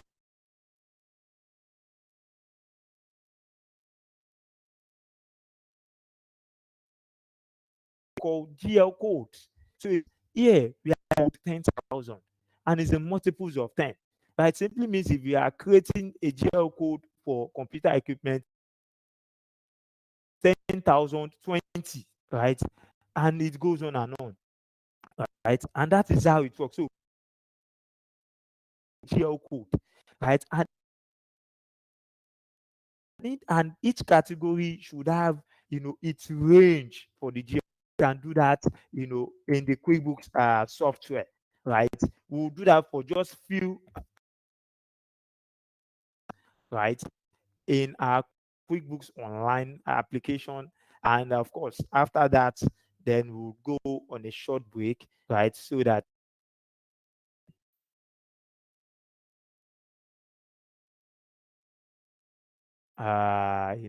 rely and all. Okay, let's now proceed. We've looked at, in extensive, right? We've looked at what a GL account is all about, what it, and how, we can create a chart of accounts, right? Okay, our class exercise, because the class is now getting to, the interesting aspect of it, right? It's getting to a much where we'll be working with, you can see Big Nigeria Limited, and the training company is into mobile phones and laptops, as well as laptops.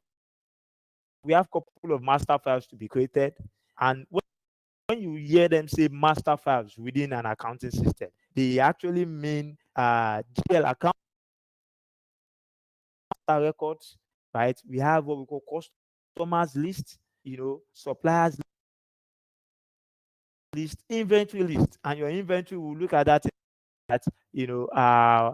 physical inventory items, service inventory items, and also what we call non-inventory items to be looking at. But when you hear them say master files in an accounting system and an ERP system, they actually other systems, master files would equally mean your fixed asset list, right? So, but accounting software, our master files, would actually be GL accounts, customers, and of course, inventory related information.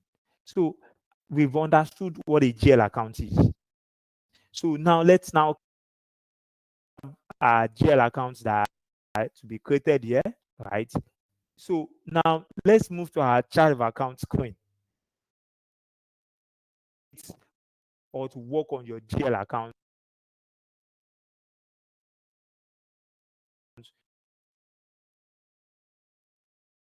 is either you come to your accounting module like you have here.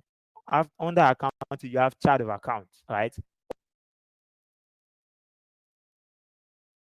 Top screen here. Then you have under your company, you have charts of accounts. So either of the two are ways you can actually access your chart of accounts. Okay, this is coming up.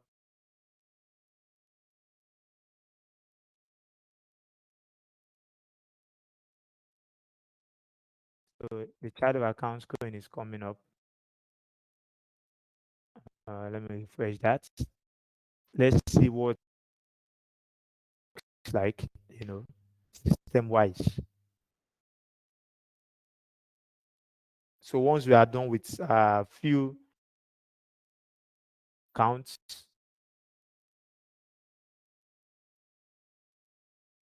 then we can go for a break and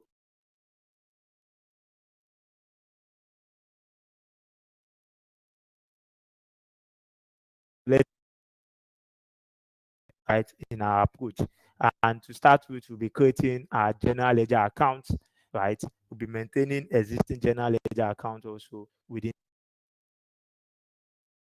Okay, all right, this is coming up. Uh,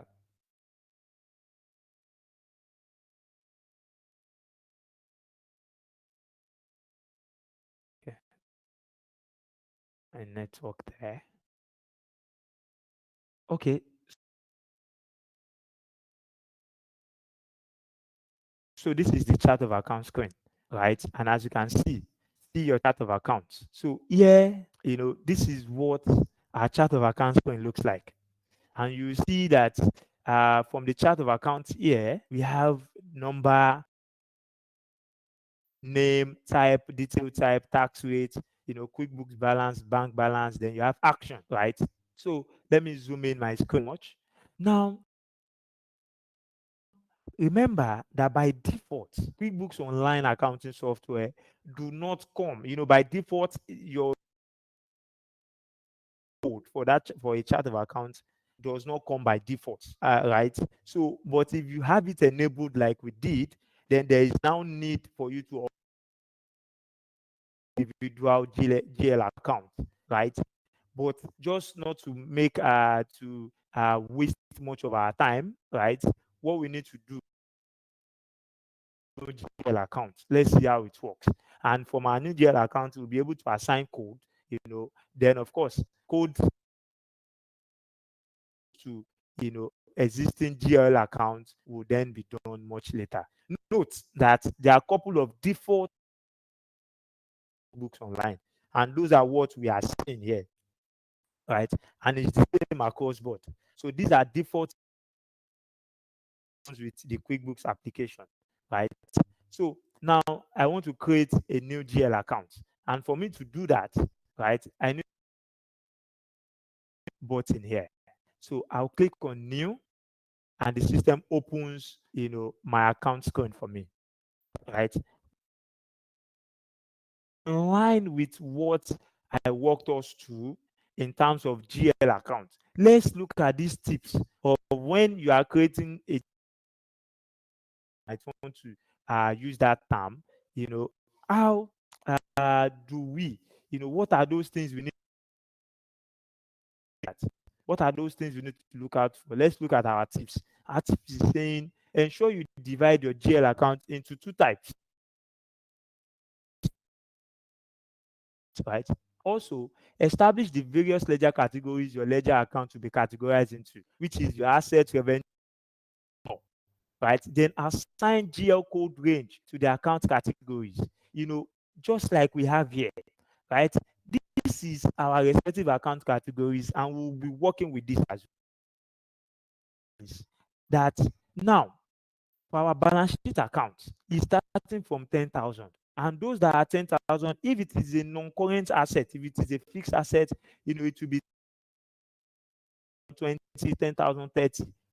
Because we want to use a 5-digit, GL account code, right? But if it is our receivable, you can say our receivable is 12,000, and cash is having 13,000. So, and you see that GTB, this is an example though, GTB is 13,000. The next, cash and cash equivalent ledger, let's say we have an account for Zenith Bank that will be creating, would automatically, it needs to be uniform. So you need to look out for the earliest, code in that category, right? And you have it mapped. So we'll be working with this code, right? We'll be working with this category code, right, as we proceed. So to our training material, right? So the very first set of items we want to create here are our expenses. You see, we have 3 expenses. And how do we go about that? So to create our expense ledger, right, we have been told, right, that from here, our expense, right, but from what we have here, we have 70,000, right? So we'll just make use of what we have here to say electricity expense that we would like to create here will be 70,000. So let's go back to our QuickBooks Online application. The very first thing we have here is, right, what is the account you are trying to create? What category does it fall? What category would you categorize it expense? So it is safe for me to say my account type, would be an expenses, right? It is always, if you don't know what these things entail, you can actually take your time and Google them. For instance, Google type is, so you'll be able to have an insight, as to what these things entail, right? Then you have another to select is detail type, right? Remember, the fundamental thing you have here when you are online software is the account type. You see, the detail type is just providing, an additional strength categorizing this GL account. But remember, your detail type, even if you don't know what to select here, it doesn't affect anything. Type does not affect, it doesn't have any effect at all.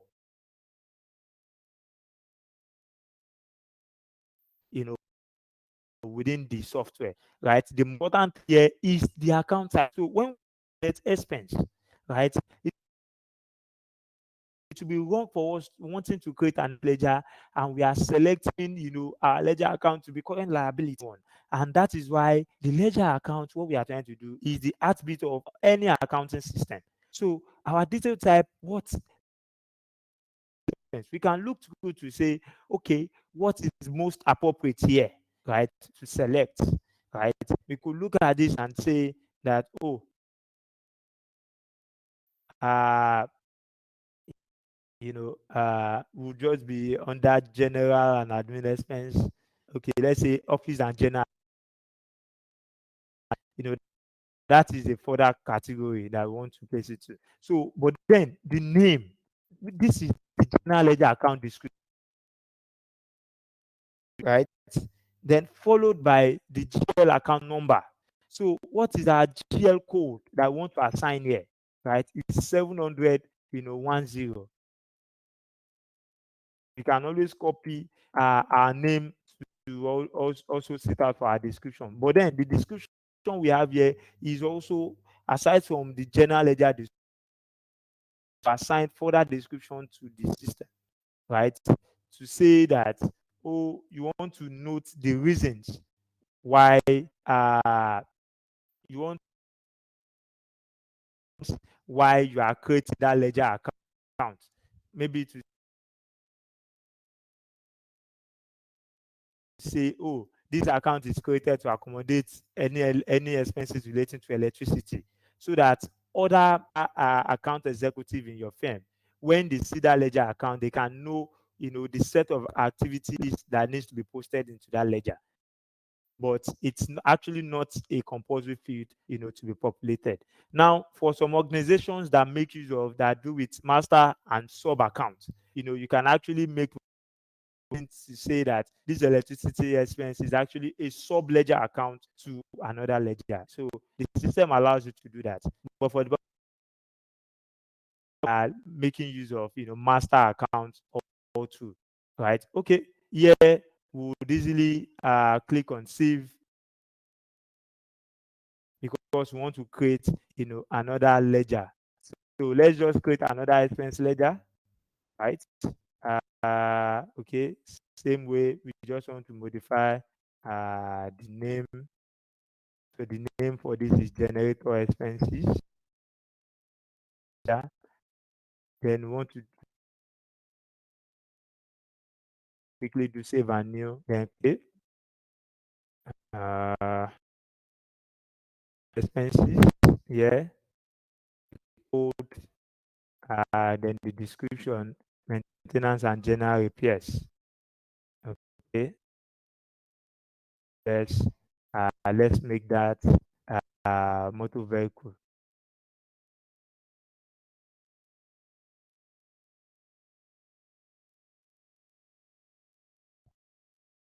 Maintenance and general repairs motor vehicle.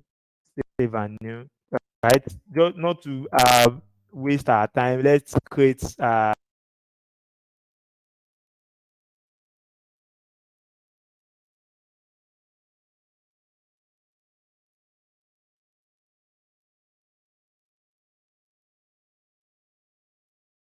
so what is the GL account name? Is the account description, right? Revenue for phones.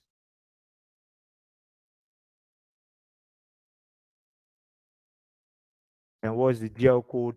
Have it like this. Then we equally want to create. If you have any questions, please feel free to drop it as a chat. I'll be attending questions at all, with respect to how what I'm doing, how it works. Right? I'll be so general ledger, then last revenue. Yeah. Revenue repairs. Okay, click on save and new also. Cost of sales ledgers as well. So here we select cost of sales. Okay, so supplies and materials. So we equally want to maintain, remember we said mainly looking at your general ledger account, it should give what your company is into. Now look at this way I've charted these accounts. I created a ledger account for revenue to track phone sales. I created another revenue ledger for repairs. So one could easily see this, merely not telling you, you can easily ascertain, right, is into phones and laptops, right? And they equally do, repair services. Do you understand? So that is you knowing what a general ledger is, right? Imagine looking at a general ledger of finance of aircraft, air ticket sales. You can easily target to your sector, right? And that is how it works. Okay, so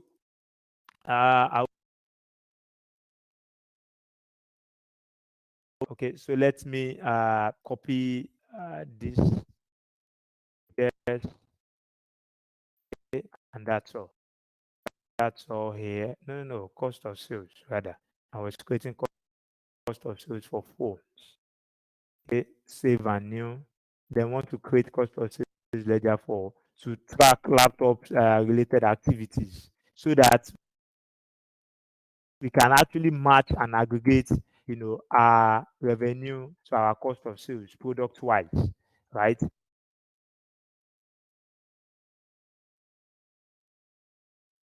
But click on save and new, and let me just create my cash, and we will move.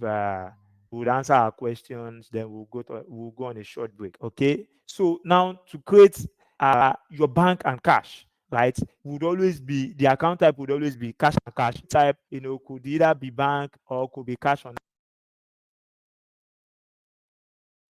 hand. It doesn't matter. So the detail type, the most important thing here is the account type, right? So the name here is want to make provision for GT Bank.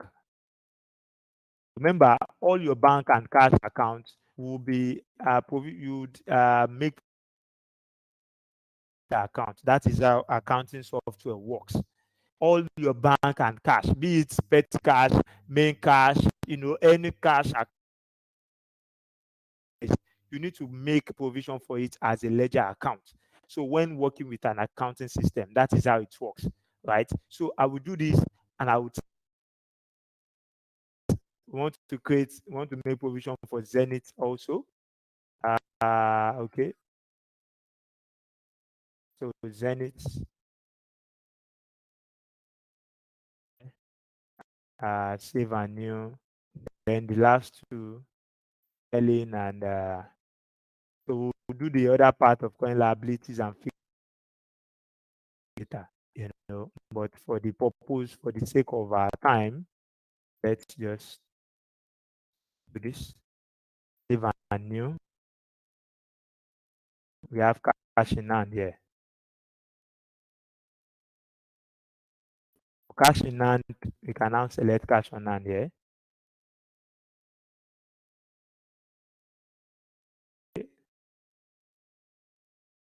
Two type you select here, the system takes it as a default, for description, for the account description. So you need to be mindful. This is what I meant. If I select this and I change this to bank, watch what happens to the cash in hand column here. It changes to, but uh so when you select your detail type, always specify your correct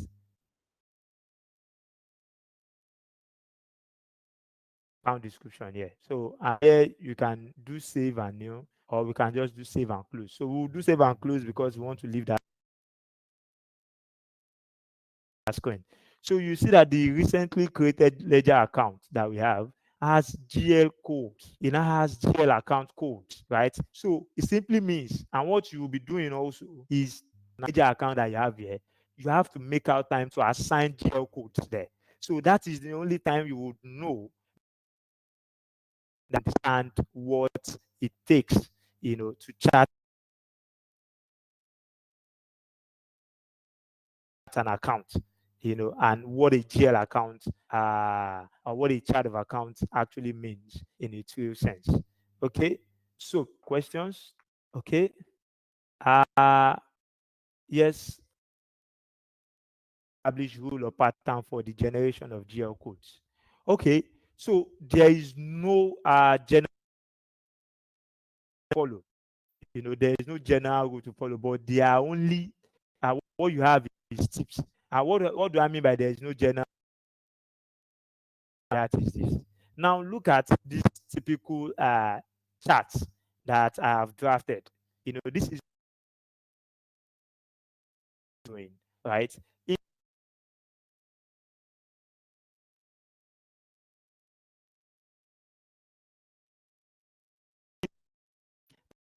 Right, we consider right, and our income statement account now comes to play much later, and you see, 30,000, that sheet account, and our income statement account now, you know, took the leftover of 49,999, of course, right? But this is just my own way. Their income statement account first. It doesn't matter. And now I am using 5-digit code, right? Some organizations would use 6, some would use, more, right? So, but standard wise, you can deal, GL code length to make use of, right? But always note there is always a reasonable way, of charting your account, and which is one of what we are seeing. But anyway, you are following, any specific pattern you intend to follow. One thing is very important: consistency, right? So it will be wrong for you to wanting to create an accrued expense,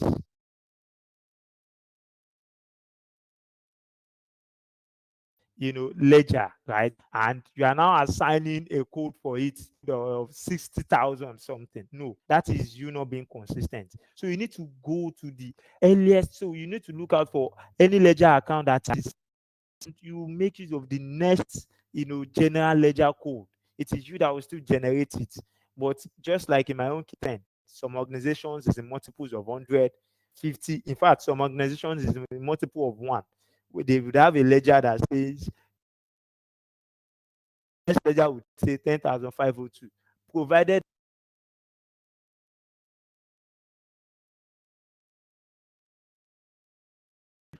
Okay, you can't hear me properly. Okay, sorry about that. Let me just take that one step back. What I was explaining is that, there is no specific, you know, of charting your account. Consistency, right, is hanging. Oh, okay. Let's see. That's network. Okay, please confirm if I'm audible now, if you can hear me clearly.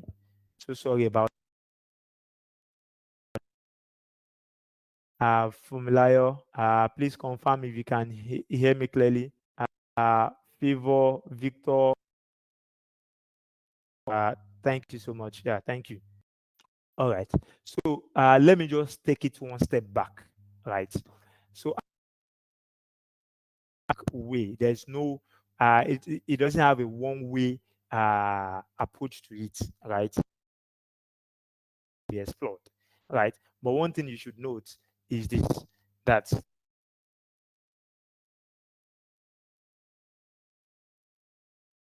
you want to follow, right? Be it making use of 5 ledger codes, 6 ledger codes, or considering your balance sheet, or your income statement account first, right? You need to be consistent, And this is a reasonable way to go about charting your account. You can actually make a sample here, to chart your account. And like I said, organizations differ, right? In some organizations, in creating the next ledger account, right? All it is in addition of 50s. Some is in addition of 10s, like I have in my own. Some is in addition of hundreds. So if they have a code that is saying 10,100, they want to create, they would have 10,200. The next one, they will have 10,000. The higher the gap you have within, those GL code, the little you would be allowed to create. You can imagine, when you are creating a GL code and your addition is in one, you have a GL 500, the next one is 10,501, followed by 10,502. Imagine the number of records, 10,550. Do you understand? And it will be different entirely if your range, if is in multiples of 100. So you will quickly exhaust, your available range, in such instance.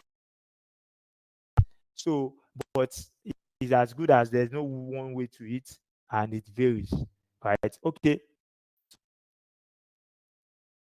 In QuickBooks, is there any need to include retained earnings when creating a chart of accounts? And which category of account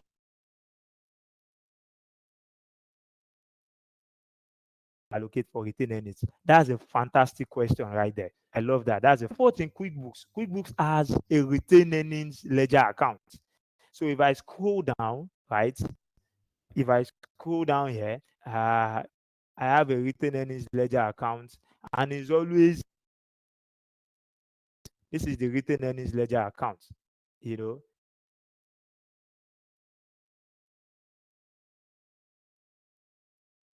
and the account equity, right? Owner, and if I want to edit, I can edit it, so you see. So is owner's equity. This is your retained earnings. So there is no need for you to newly create. It comes with QuickBooks.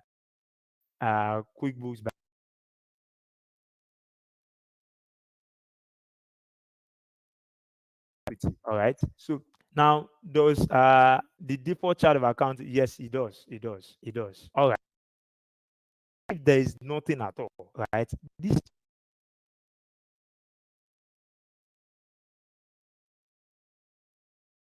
right?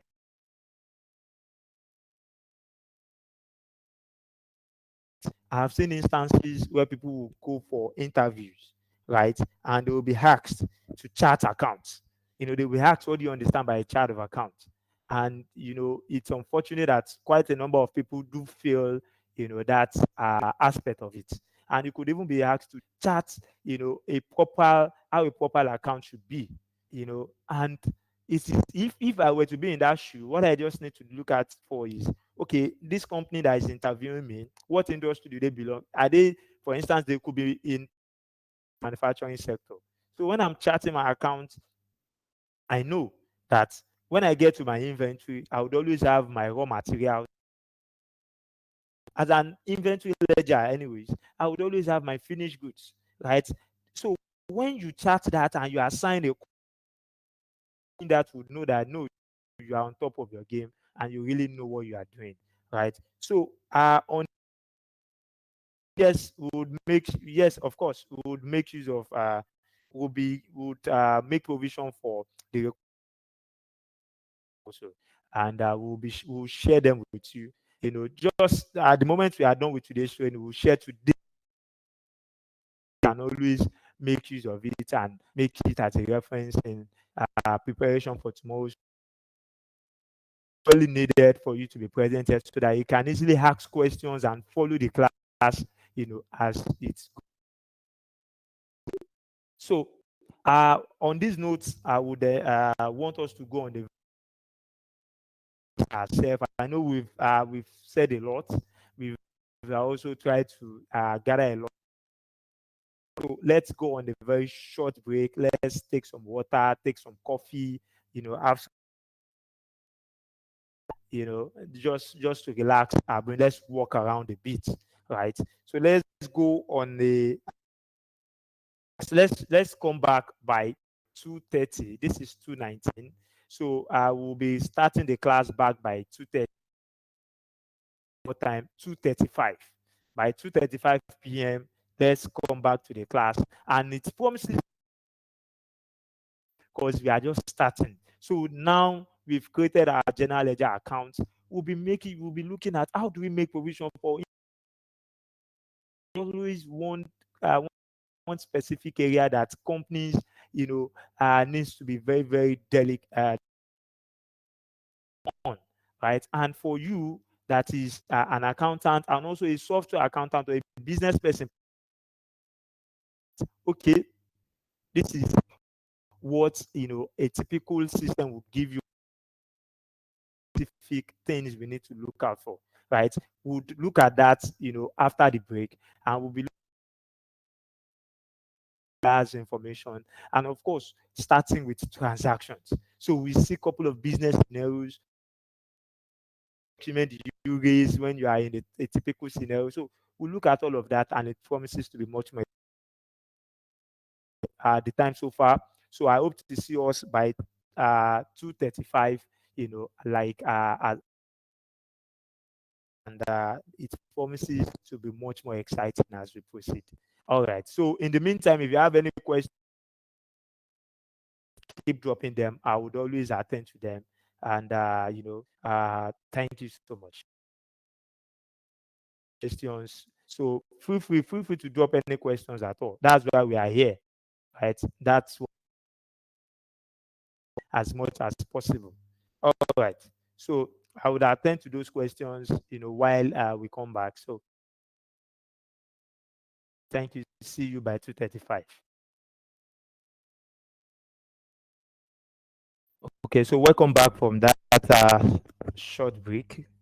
So that is just necessary for us to just stretch a little. All right. So please confirm if you can still see my screen clearly. I just started talking. Okay, please confirm if you can see my screen clearly and if I am very much audible. All right. Network is poor. Okay. All right. Thank you, Mark. All right. So uh, before the short break, we looked at creating chart of accounts. And yes, there's a question here for me. That's from the question is from Jibril, saying that a length that in stage 50, one can either adopt a default chart of account based on the nature of his business or create his own charts. Is it the same with QuickBooks? Okay, yes, you're actually right with respect to stage 50, but for QuickBooks, QuickBooks already has default chart of accounts. So it has a default chart of accounts that comes with it. So there's nothing, although there are some of those ledgers that you can delete actually, but those default chart of accounts, they come with it by default, and you can now choose to modify them, delete those ones you don't want, add, create new ones you want to create, and of course assign GL codes in some cases, just like we are finding ourselves. Okay. So having said that, right? So let's now move into creation of couple of other uh, master files data, right? Yes, we've been able to create our ledger accounts, but there should be a purpose. There should be a reason why we are in business in the first place, right? So, so the reasons why we are in business would actually be we making provision for services that we render and items that we buy and sell, right? Services that we render or items that we buy and sell. So That will lead us to go into the inventory module to make provision for items. When you have an application, right, and you have your general ledger setup, the next thing you want to do is to make provision, for the setup, for this uh, set of services that you render, and that will take us to the items module. Remember, I said Bill Gates Nigeria Limited, that we are using for our demo, for our training session rather, into mobile phones and laptops, gadgets, right?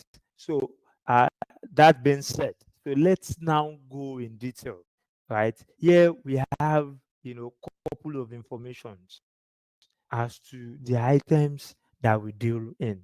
Uh, so here you can see that we have what we call item names, item type, and item categories. So we have laptop repairs, right, which is a service that we render, right? And we have couple of HP laptop, HP Elite laptop, iPhone 13, Samsung S9 Plus. These are a couple of products that we equally buy and we resell, right? Aside from services, of course, that we render. So let's now make provision for them, right? So there is need for you when you are setting up your own company as well. There is need for you to make provision for those specific items, right? So that it will make a transaction much more seamless for you. Okay, so to do that, you either go to uh, your sales module here, go to sales, because just like I said, what are those activities that you deal with? It is those activities that you deal with, that would amount to your sales or your revenue, in some cases. So you can navigate to your inventory module or your items module from sales, and of course product and sales, sorry, product and services, right? Or you can navigate from your settings icon here, right? And on that list, where you have list, you have product and services. So it's still the same thing. It takes you to the same screen, right? At the end of the day. Okay. So my product and services screen is coming up, and just like you have it, because our database, is still empty, right? So we'll be creating by ourselves. So now we want to add a product or service, right? Being the first time that we are creating, an item. So now, when creating a product or service, right, the system has three, even the system has four set of options, to be selected from. And there is need for you to know this because it works alike in a couple of other softwares too, right? When dealing with items, or when you hear them say inventory in any application, I repeat again, inventory or items in any application, they could either be, inventory item in physical nature, right? Or like QuickBooks Online would have it, non-inventory, or their service, right, in nature, or lastly, their bundle. So now in QuickBooks Online, it's highlighted, couple of what these terms, what they stand for. However, let me break it down for us. So, for on QuickBooks Online, when we are talking about inventory, this inventory option that we have there, it simply means when we select it, it simply means the item we are trying to create, right, is one that is physical in nature. If you want to create laptops and phones, they are physical in nature, and the system would help us track their quantity when we buy, when we sell, and any quantity of value that we have at hand. So when you are creating an inventory item in QuickBooks Online, and you are creating that product or that item as inventory, then that means that item is physical in nature, right? And the system would always track, when you are buying and when you are selling, right? However, when you are dealing with non-inventory, now non-inventory and service, they look similar, but they are different, right? Non-inventory is saying that products that you buy and sell, but you don't necessarily stock them. It simply means when you buy that item and when you are selling it, right? It's a physical item that you can see, but system won't be able to track the quantity. Couple of those items in this case, could be some of your consumables, some of your consumables that you buy, but you don't really track that quantity.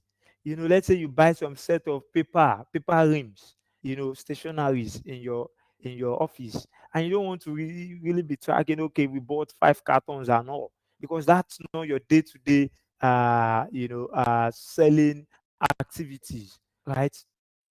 So you could actually make provision for it as a non-inventory item. You buy it, right? You can raise suppliers invoices on them, but the system won't track their quantity, because they are not really, that their quantity, that is if their quantity is not that material to you anyways, because it varies by organizations, right? So that's also another type. Then we have service. So service, as its name entails. So item could equally be service in nature.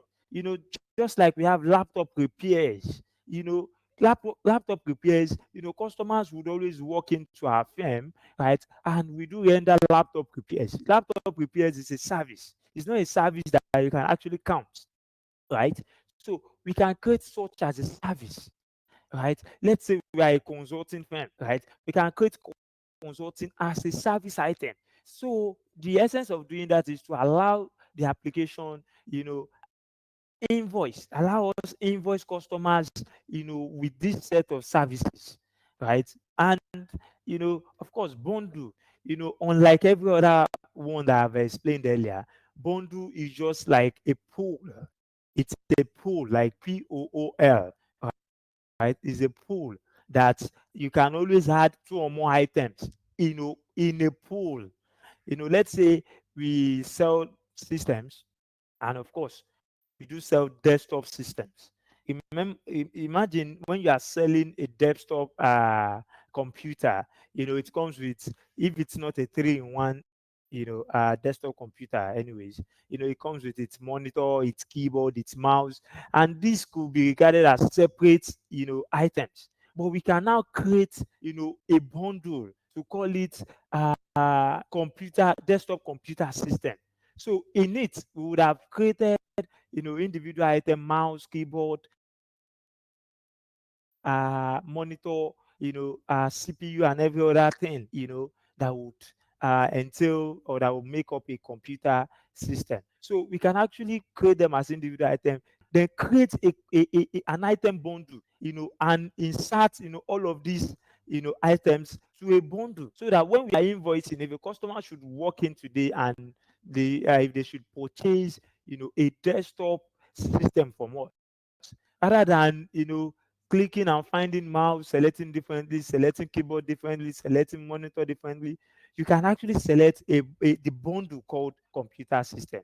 So just so that it gives you, and when you select the bundle, the system will take out all of those items that make out that bundle. So that is how seamless it is, right? So, but the major set of things across other softwares that you need to take note is that inventory could either be physical or could be service, right? So that is one thing we need to note, right? So now let's now come back to our exercise. So we want to make provision for laptop repairs. So in creating laptop repairs, so one of these options will be selected, and I'm sure you are already answering that, within yourself now, right? So laptop repairs, the set of product service type that we selected will be service.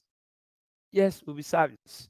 So when you select service, of course, the system would ask you to provide the name of the service item you are trying to create, and that is laptop repairs here, right? SKU. So I don't have any SKU for it, right? So item categories. Item categories. Now, categories are very, very important, right? For us to be able to categorize, right? For us to be able to categorize, our set of inventory items. So, for instance, I want to create a category such that at the end of the day, what category helps you do is it helps you in terms of reporting, right? So, when you have some set of items, or you read some set of transactions, if I'm interested in seeing insight as to, take for instance, I deal with phones and laptops. I could say that, just like I have here, I want to make provision for laptops as a category, Apple as a category for iPhones, right? Samsung as a category, HP and couple of all these other, uh, categories, such that at the end of the month, if I'm interested in knowing, you know, the value of HP systems that I've sold, right, or that we have bought, right, we can actually get insight on them. If we don't want to go to the level of categorizing based on the product, based on the product brand, we could say based on the product type, and the type could either be a laptop or phone, right? We could say, oh, we want to know how much we are making from phones generally, be it Samsung or iPhone. Category, and there's no one way to it. It's dynamic. It depends on how you want to categorize and how you want to generate insights, on your report for, right? So for the purpose of this class exercise, I would create laptops, Apple, Samsung, then hard drive, right? So let me create laptops here, save it, right? So that is how you save for new records. So the moment you save that, you don't need to necessarily create a new one any longer. So here, so we select laptops. We don't have any class for it. Description, yes, I sell this product slash service to my customers. Yes, so I want you to maintain laptop repairs as my description. Do I have a default selling price? So if I do, I will select here, right? I would impute my default selling price rate, right? But in this case, I do not have, right? So I will leave that blank. So income accounts. So when I sell this item, this when I render these laptop repair services, which revenue ledger do I want it reported to? You see the reason why creating chart of accounts was very, very essential, right? Before we proceed to doing a couple of other things, you could be asked that when setting up an accounting system, which is very, very fundamental, the very first fundamental thing to do, right, is to impute your company general information as name, address, all of those like that, company logo. Then the next in line is, of course, your general ledger account. So our own ability of creating a general ledger account earlier, has given rise to we being able to select our appropriate general ledger here. So a good accountant, right, should be able to say, should be able to categorize, your records to say when I sell HP laptop or when I render laptop, repairs as a service, which revenue account should I want that to attribute to, you know, directly. So and it makes more sense because when you are looking at your income statement, you can easily see, based on individual revenue ledger to say, okay, this is the amount we are making from laptop repairs. This is the amount we are making from laptops, as an item category, or this is the amount we are making from Samsung as a brand. Do you understand? So you selecting or inputting the appropriate item account, revenue account for the item, would go a long way in helping you. So now what I would do here is, remember we created some set of revenue accounts. So we have a revenue account for laptop repairs. We would select that, right? Like we have here, right? And do we equally purchase this item, from our supplier? Because no, it's a service. Laptop repairs, no, we don't purchase it from our supplier. So we leave it at that. Then we'll click on save, and new, because we want to make provision for others, right? So the next to be created is HP, EliteBook laptop, right? So what do I do? Remember, this is still on service, but what I'm trying to create here is a physical item, right? So I would therefore change this type to inventory, right? And paste this, as a so my category is not part of. I don't have it listed here. Okay, I have it laptops rather. Sorry about that. I have it. So initial quantity on hand. So I want to assume I don't have any quantity here, or better still, what is your opening inventory balance. So there are ways you can also do that too, right? But I can choose to leave that out. Do you want to set a reorder point, for your item? It's called reorder level at the same time. So that when you want to order, when you want to raise a purchase order, what quantity would you want the system to create for you? So inventory asset accounts. Yes, I can choose inventory assets. So the system is saying, and some companies, right? You need to note that some companies, they have different inventory ledgers, to house, their inventory items. Now, a typical example is this: in a manufacturing firm, you would have some set of raw materials, work in progress, and finished goods, right? So any raw material item, right, you can actually create an inventory account, for called raw materials, where you can always link the raw materials inventory ledger, here, right? And that is how that works. Okay, please spare me a minute. Spare me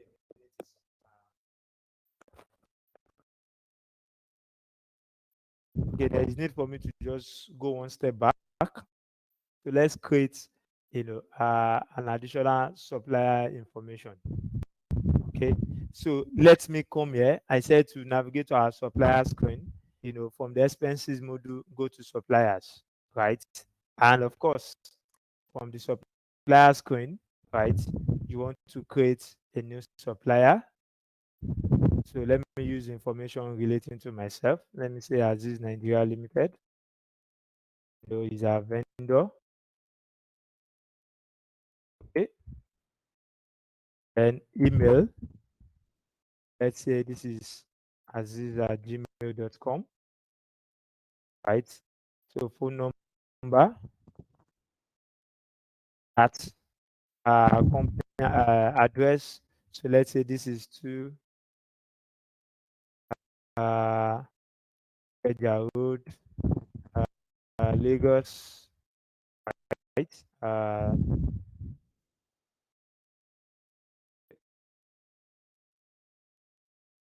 So like I explained, terms, let's say default terms of payment with Aziz is 30 days. We can always impute that. Do we have any tax identification number with respect to Aziz information? We can impute. If we do, we can equally impute his account number as well. Then we click on save, right? So we want to quickly create customers, right? So how do we create customers in the system as well? So because when we are done with creating customers, that is the only time we'll be moving into transactions proper, right? And we're about coming to the end of today's class, right? Today's class is majorly for creating, master records, then a little bit of transactions. Then tomorrow we'll be looking at the bulk aspect of transactions, right? So here we want to easily create customers manually. To create customers, you go to customers and leads, right? And you go to customers, right? So here I'm creating add customers manually. Then of course is actually similar, right, to players information screen, right? Just that you have a couple of other tabs because we rather want to have more information with respect to our customers than we will do with our suppliers. Okay, so let's go back to our you know uh, class exercise documents. We have some specific customers we are asked to create, and let's quickly get right into it, right? So you know who our customers are by default. Those are the contacts that we do render service or we sell, products to, right? So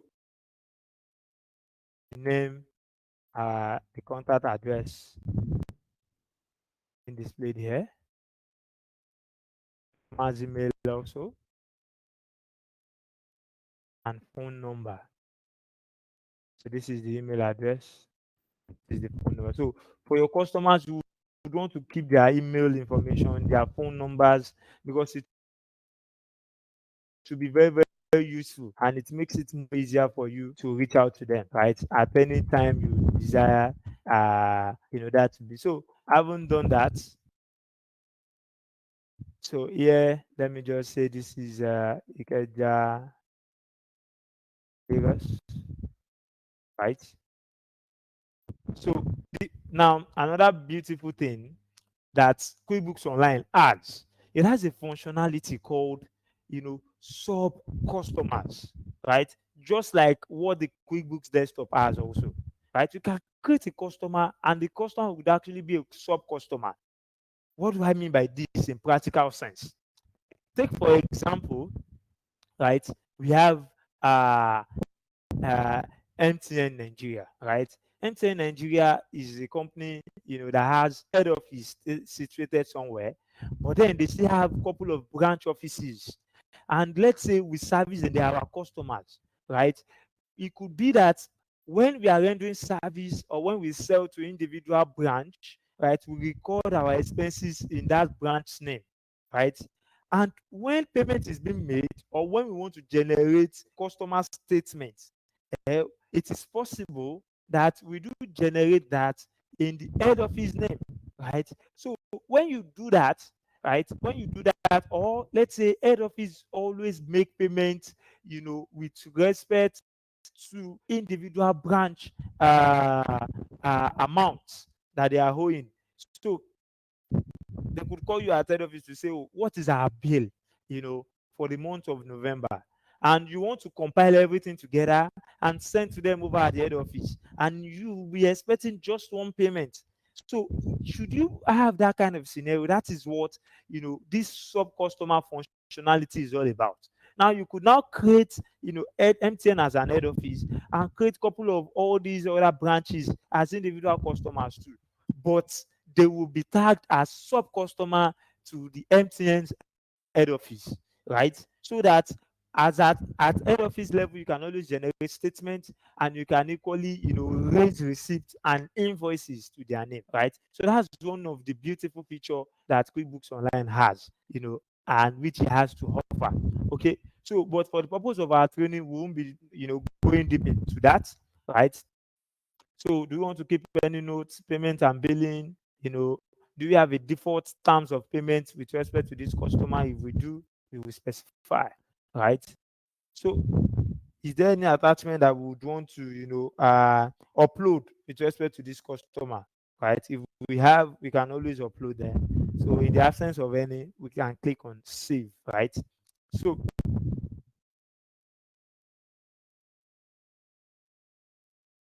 that's for Bakers Nigeria Limited. Now let's quickly create, another set of customer, right? Let's quickly create another set of customer. And to be able to create a customer,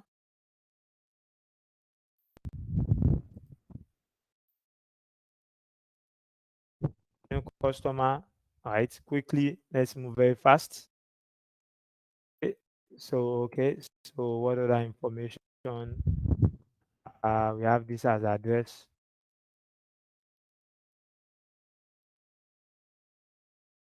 okay, email,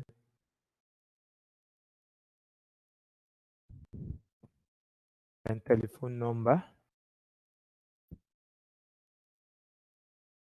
right? I want to save that, nothing more. Then just create for Atlantic and all.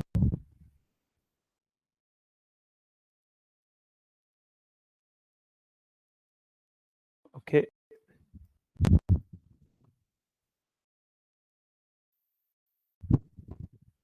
all right. So I want to quickly create for the other customers, which are three. Okay, so this,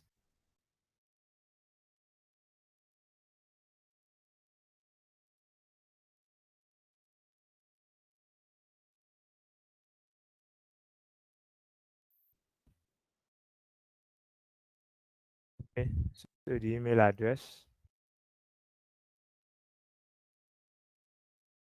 up,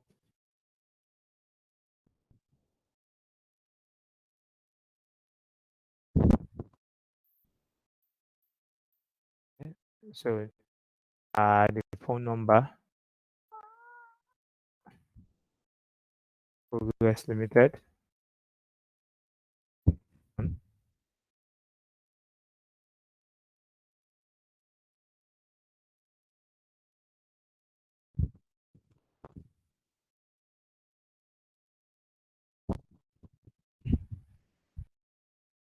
Okay.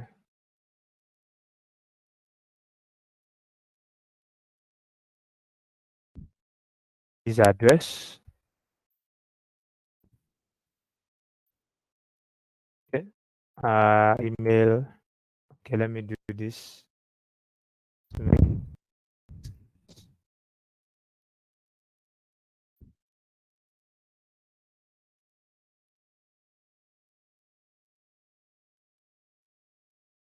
save that.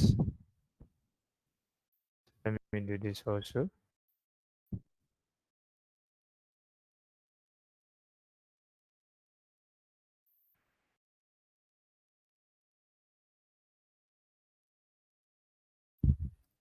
So Conco Limited.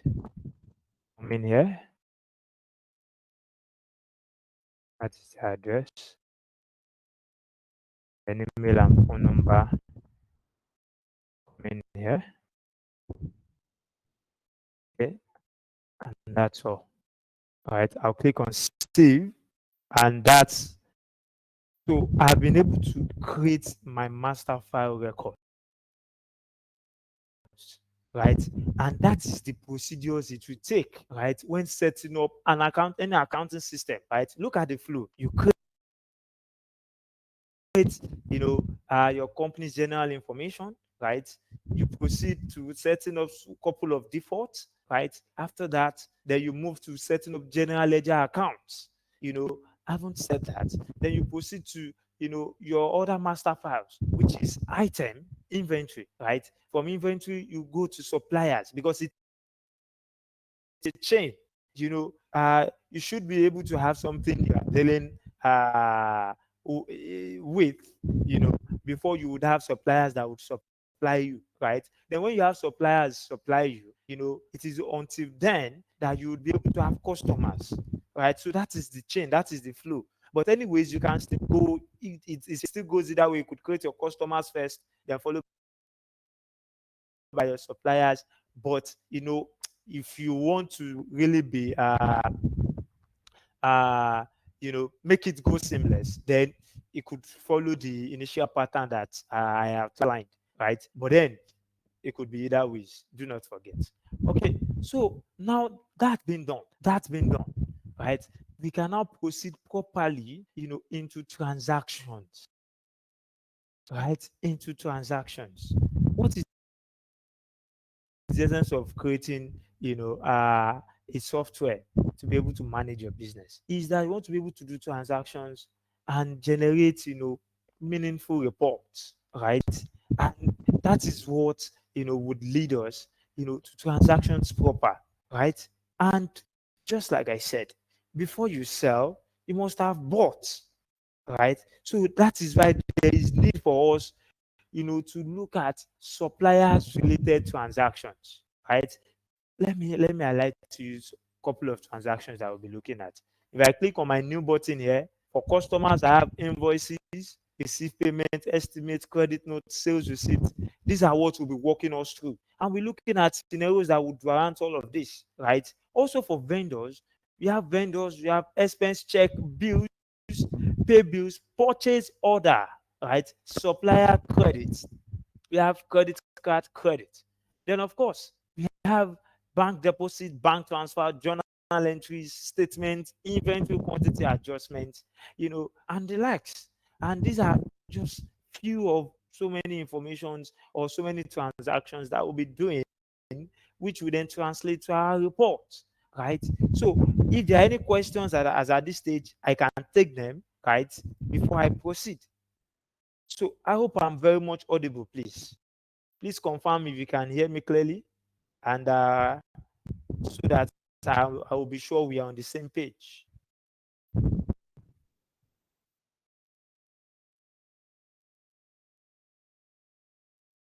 Okay, please confirm if you can hear me, please.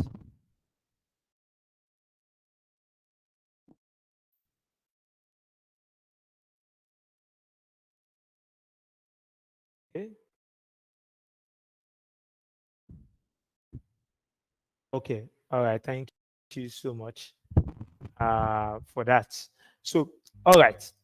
So that is, we're done with customers, right? So the next place we want to go into is, before we do transactions proper, there is something called opening balances, right?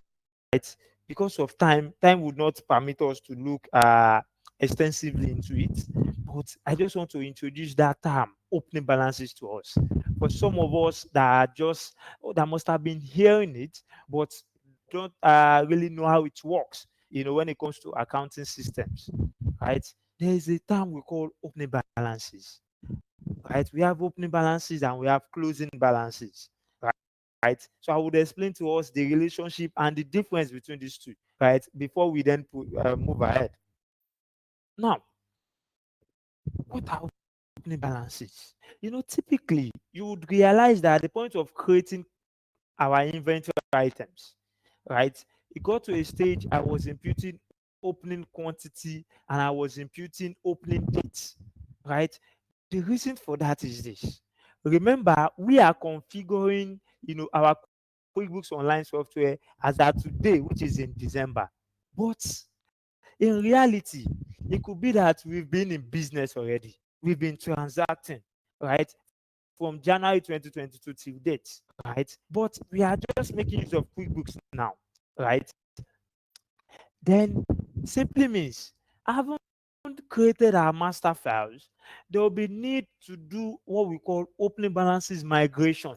And opening balances migration would only be coming to play when it is the first time, right, that which you are adopting an accounting system. So let's say tomorrow we want to even move from QuickBooks, right, to Sage sometime next year, right? We would say by moving to Sage, there will be need for us to migrate, our Sage opening balances. So there will be balances that will be moving into Sage. So those are opening balances. Because as of today that we are configuring QuickBooks, we want to assume that we would have some quantity of phones, right, and on hand, some quantity of laptops that is in our warehouse or our location, right? So, but it's not just that because we are just using QuickBooks today, we are just making use of or we just starting to do transactions. No, uh, transactions has been in play. Our banks have balances, before now. There are customers that are owing us. We equally have some set of vendors that we are yet to clear their debts. Right? It's normal in business scenarios. Right? So when you hear opening balances, are those set of balances that are being used or that are being migrated when you are adopting a new accounting record. That is one. Opening balances could equally come to play if what we are looking at, right, is the start of a new accounting period. I could come to your firm today and say, oh, can I have your opening balances for 2022 financial year, right? What I'm trying to say is this, you know, that as at the start of 2022, right, there are some ledgers, right? There are some general ledger account that you would have, that would have balances. And if I take you one step back, I need to ask you, balance sheet account and income statement account, which of them do you think would have opening balances at the start of an accounting year, right? I'm sure you must have, have that answer figured out yourself, right? Because we looked at that at the start of the of the class, right? Of course, it will be balance sheet accounts, right? Because I stated that balance sheet general ledger account would always roll over, in another financial year or period, right? Okay, I'll take that one more time, right? I said balance sheet accounts are those set of accounts that would always roll over, when we are going into a new financial year or a new financial period, as the case may be, right? So when we talk about opening balances, you'll be talking about opening balances for balance sheet account if what we are talking about is the start of an accounting year, right? So of course you would only be having opening balances for income statements if the period being considered is in the middle of an accounting year, right? Now, if what I'm considering is January 1st, 2022, right? It simply means it is only balance sheet account that will be having opening balances. But let's say we are adopting QuickBooks, in this December. Mind you, our accounting period is from January to December, right? And because we are adopting QuickBooks in December, right, we have been incurring a couple of expenses from January, from the start of the accounting period, right? If the dates we are considering, right, is December, remember, December is in between, an accounting year. So then what you'll be considering will be opening balances for balance sheet and income statement, because of course what we are talking about is not the end, is not the beginning of an accounting period, is in between, right? And from January to date, you can't tell me we've not been incurring any expense as to electricity or any maintenance and repairs, right? That is just to explain, because so that when you have there and you're talking about opening balances, so that you know at the back of your mind that you would only be talking about opening balances for income statement if what you are looking at is the middle of an accounting year, right?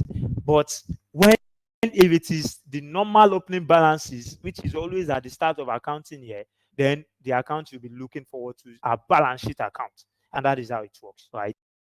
So now, another area you need to note is this. You could also be hearing the term closing balances. What does it mean? And does it have any relationship with opening balances? Right? So, what are closing balances? Opening balances and closing balances could be also used interchangeably, right? They are similar. The only thing is that the context at which they are being utilized differ. What do I mean? Now, you will be using closing balances if the period you are concerned about or the period you are talking about is as at the end or the last day of an accounting year. If I'm looking at my balances as at 31st of December 2021, those are my closing balances, right? But my closing balance, would always form, you know, each individual, a closing balance for a particular year would always form the opening for another year, right? So imagine my set of balances as at 31st December will still be the same set of balances, I'll be considering as at 1st of January 2022. Remember? So now, if the context at which I'm talking is 31st of December 2021, then I won't be using the term opening balances. I'll be using the term closing balances, because those are my balances as at the close of an accounting or financial year. But if the period at which I'm talking about is what the start of an accounting year, which is 1st of January 2022, then I will call it opening balances. And when I call it opening balances, always note that I am only referring to my balance sheet accounts. Mind you, all other income statement accounts will be written off to retained earnings, and that is how it works, right? That is how it works. So opening balances, closing balances, they are similar, and they are equally different. It depends on the context at which you are looking at it from, right? And for the purpose of our training, would just be going straight into those set of transactions, right? And any moment from now, we'll be bringing today's class to an end, and tomorrow's class promises to be much more robust and thoroughly practical. So we'll be raising, what we'll be looking at, what is a purchase order, at what point are we raising purchase order. So we'll be creating purchase order, raise it together, with some couple of items that we have there, and we'll be converting purchase order to suppliers invoice. How do we do that? What's the difference between invoices and purchase orders? When we raise purchase order in an accounting system, what does it give us, right? What will our reports look like, right? Will we be indebted to our suppliers when we raise purchase orders? Will we be indebted to our suppliers at the point of raising suppliers invoices?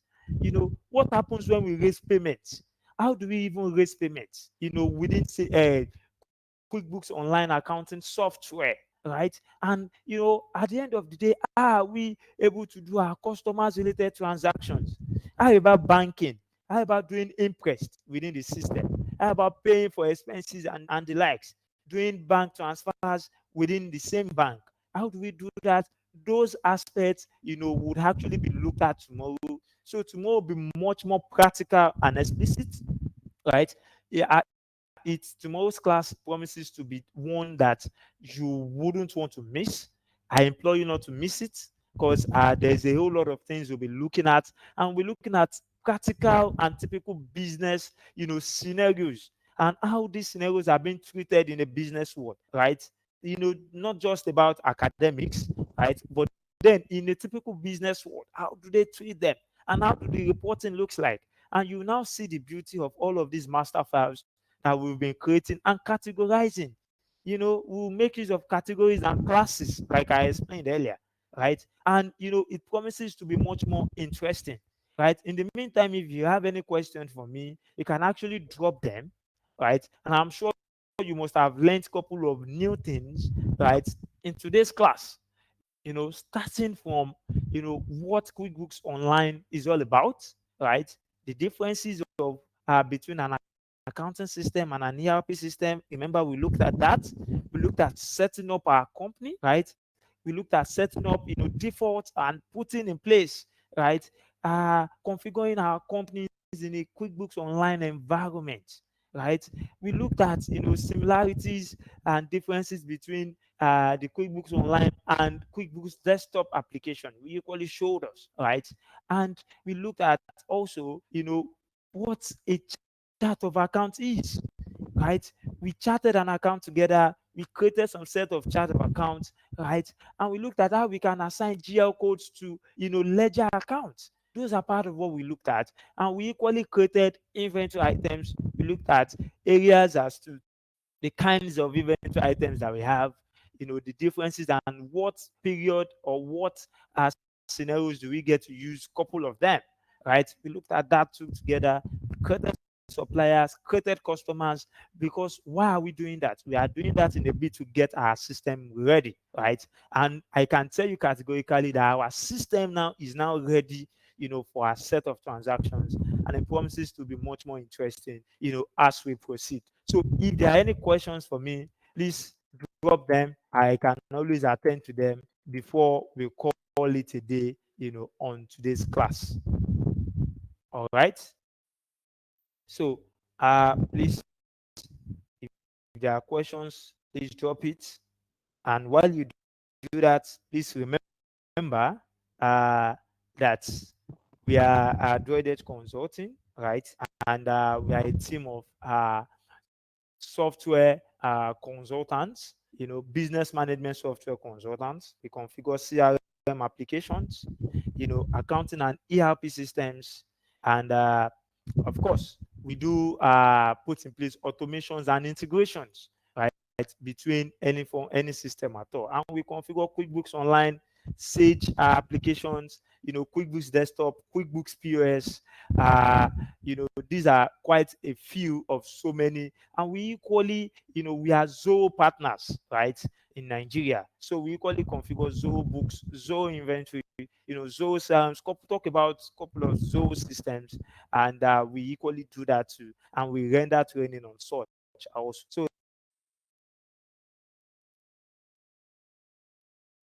So let me see if there are any questions for me. Oh, okay.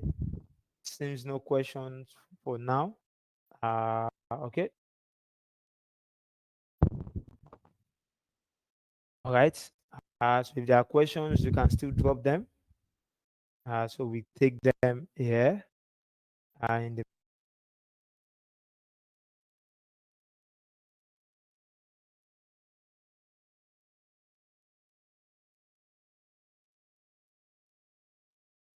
meantime, let's see.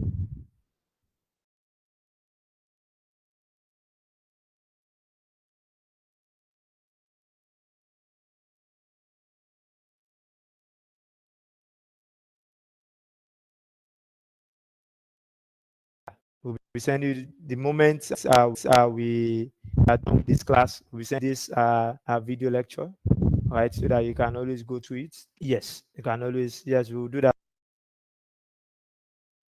favor. We'll do that. Trust us on that.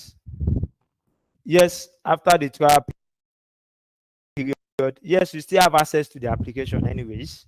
You still have access. You can still do, couple of activities. You can still generate your report, look at what you've done, and even you can create, unlimited QuickBooks account as you want. All you just need to do is to specify, using a new email address. So you can create as many, but you still have access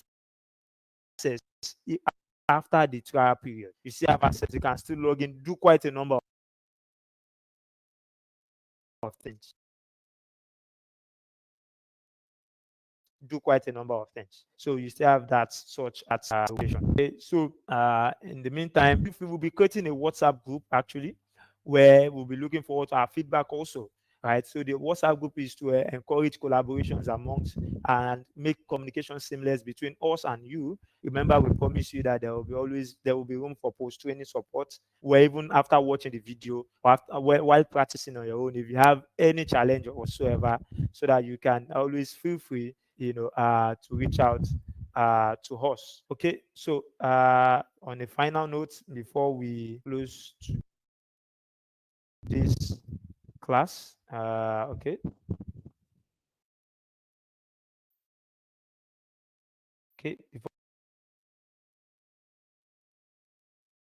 we close today's class, so like I said, Droidedge Consulting is a team of seasoned and experienced consultants, you know, uh, and we are partners with Zoho, Sage, and Microsoft, and equally QuickBooks, right, in Nigeria, right, and deal we are into sales of business management solutions, applications, and business management applications. We do third party integrations. Then here are a couple of products that we are into, not just into, that we are equally certified, right, to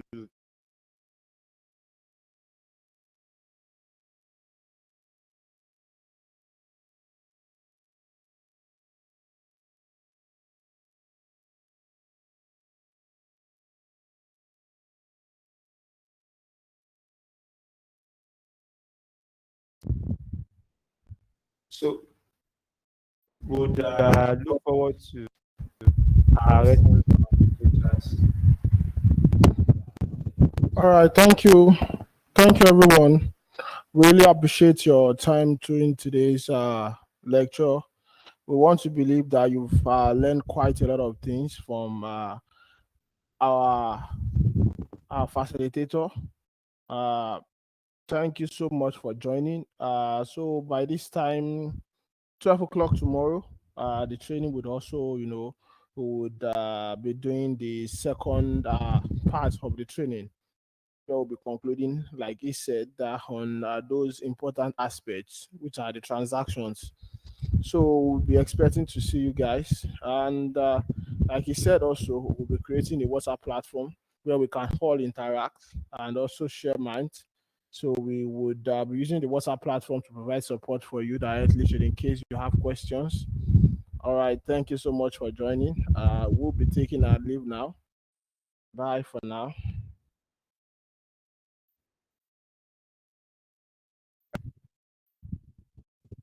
See you tomorrow. Just stop.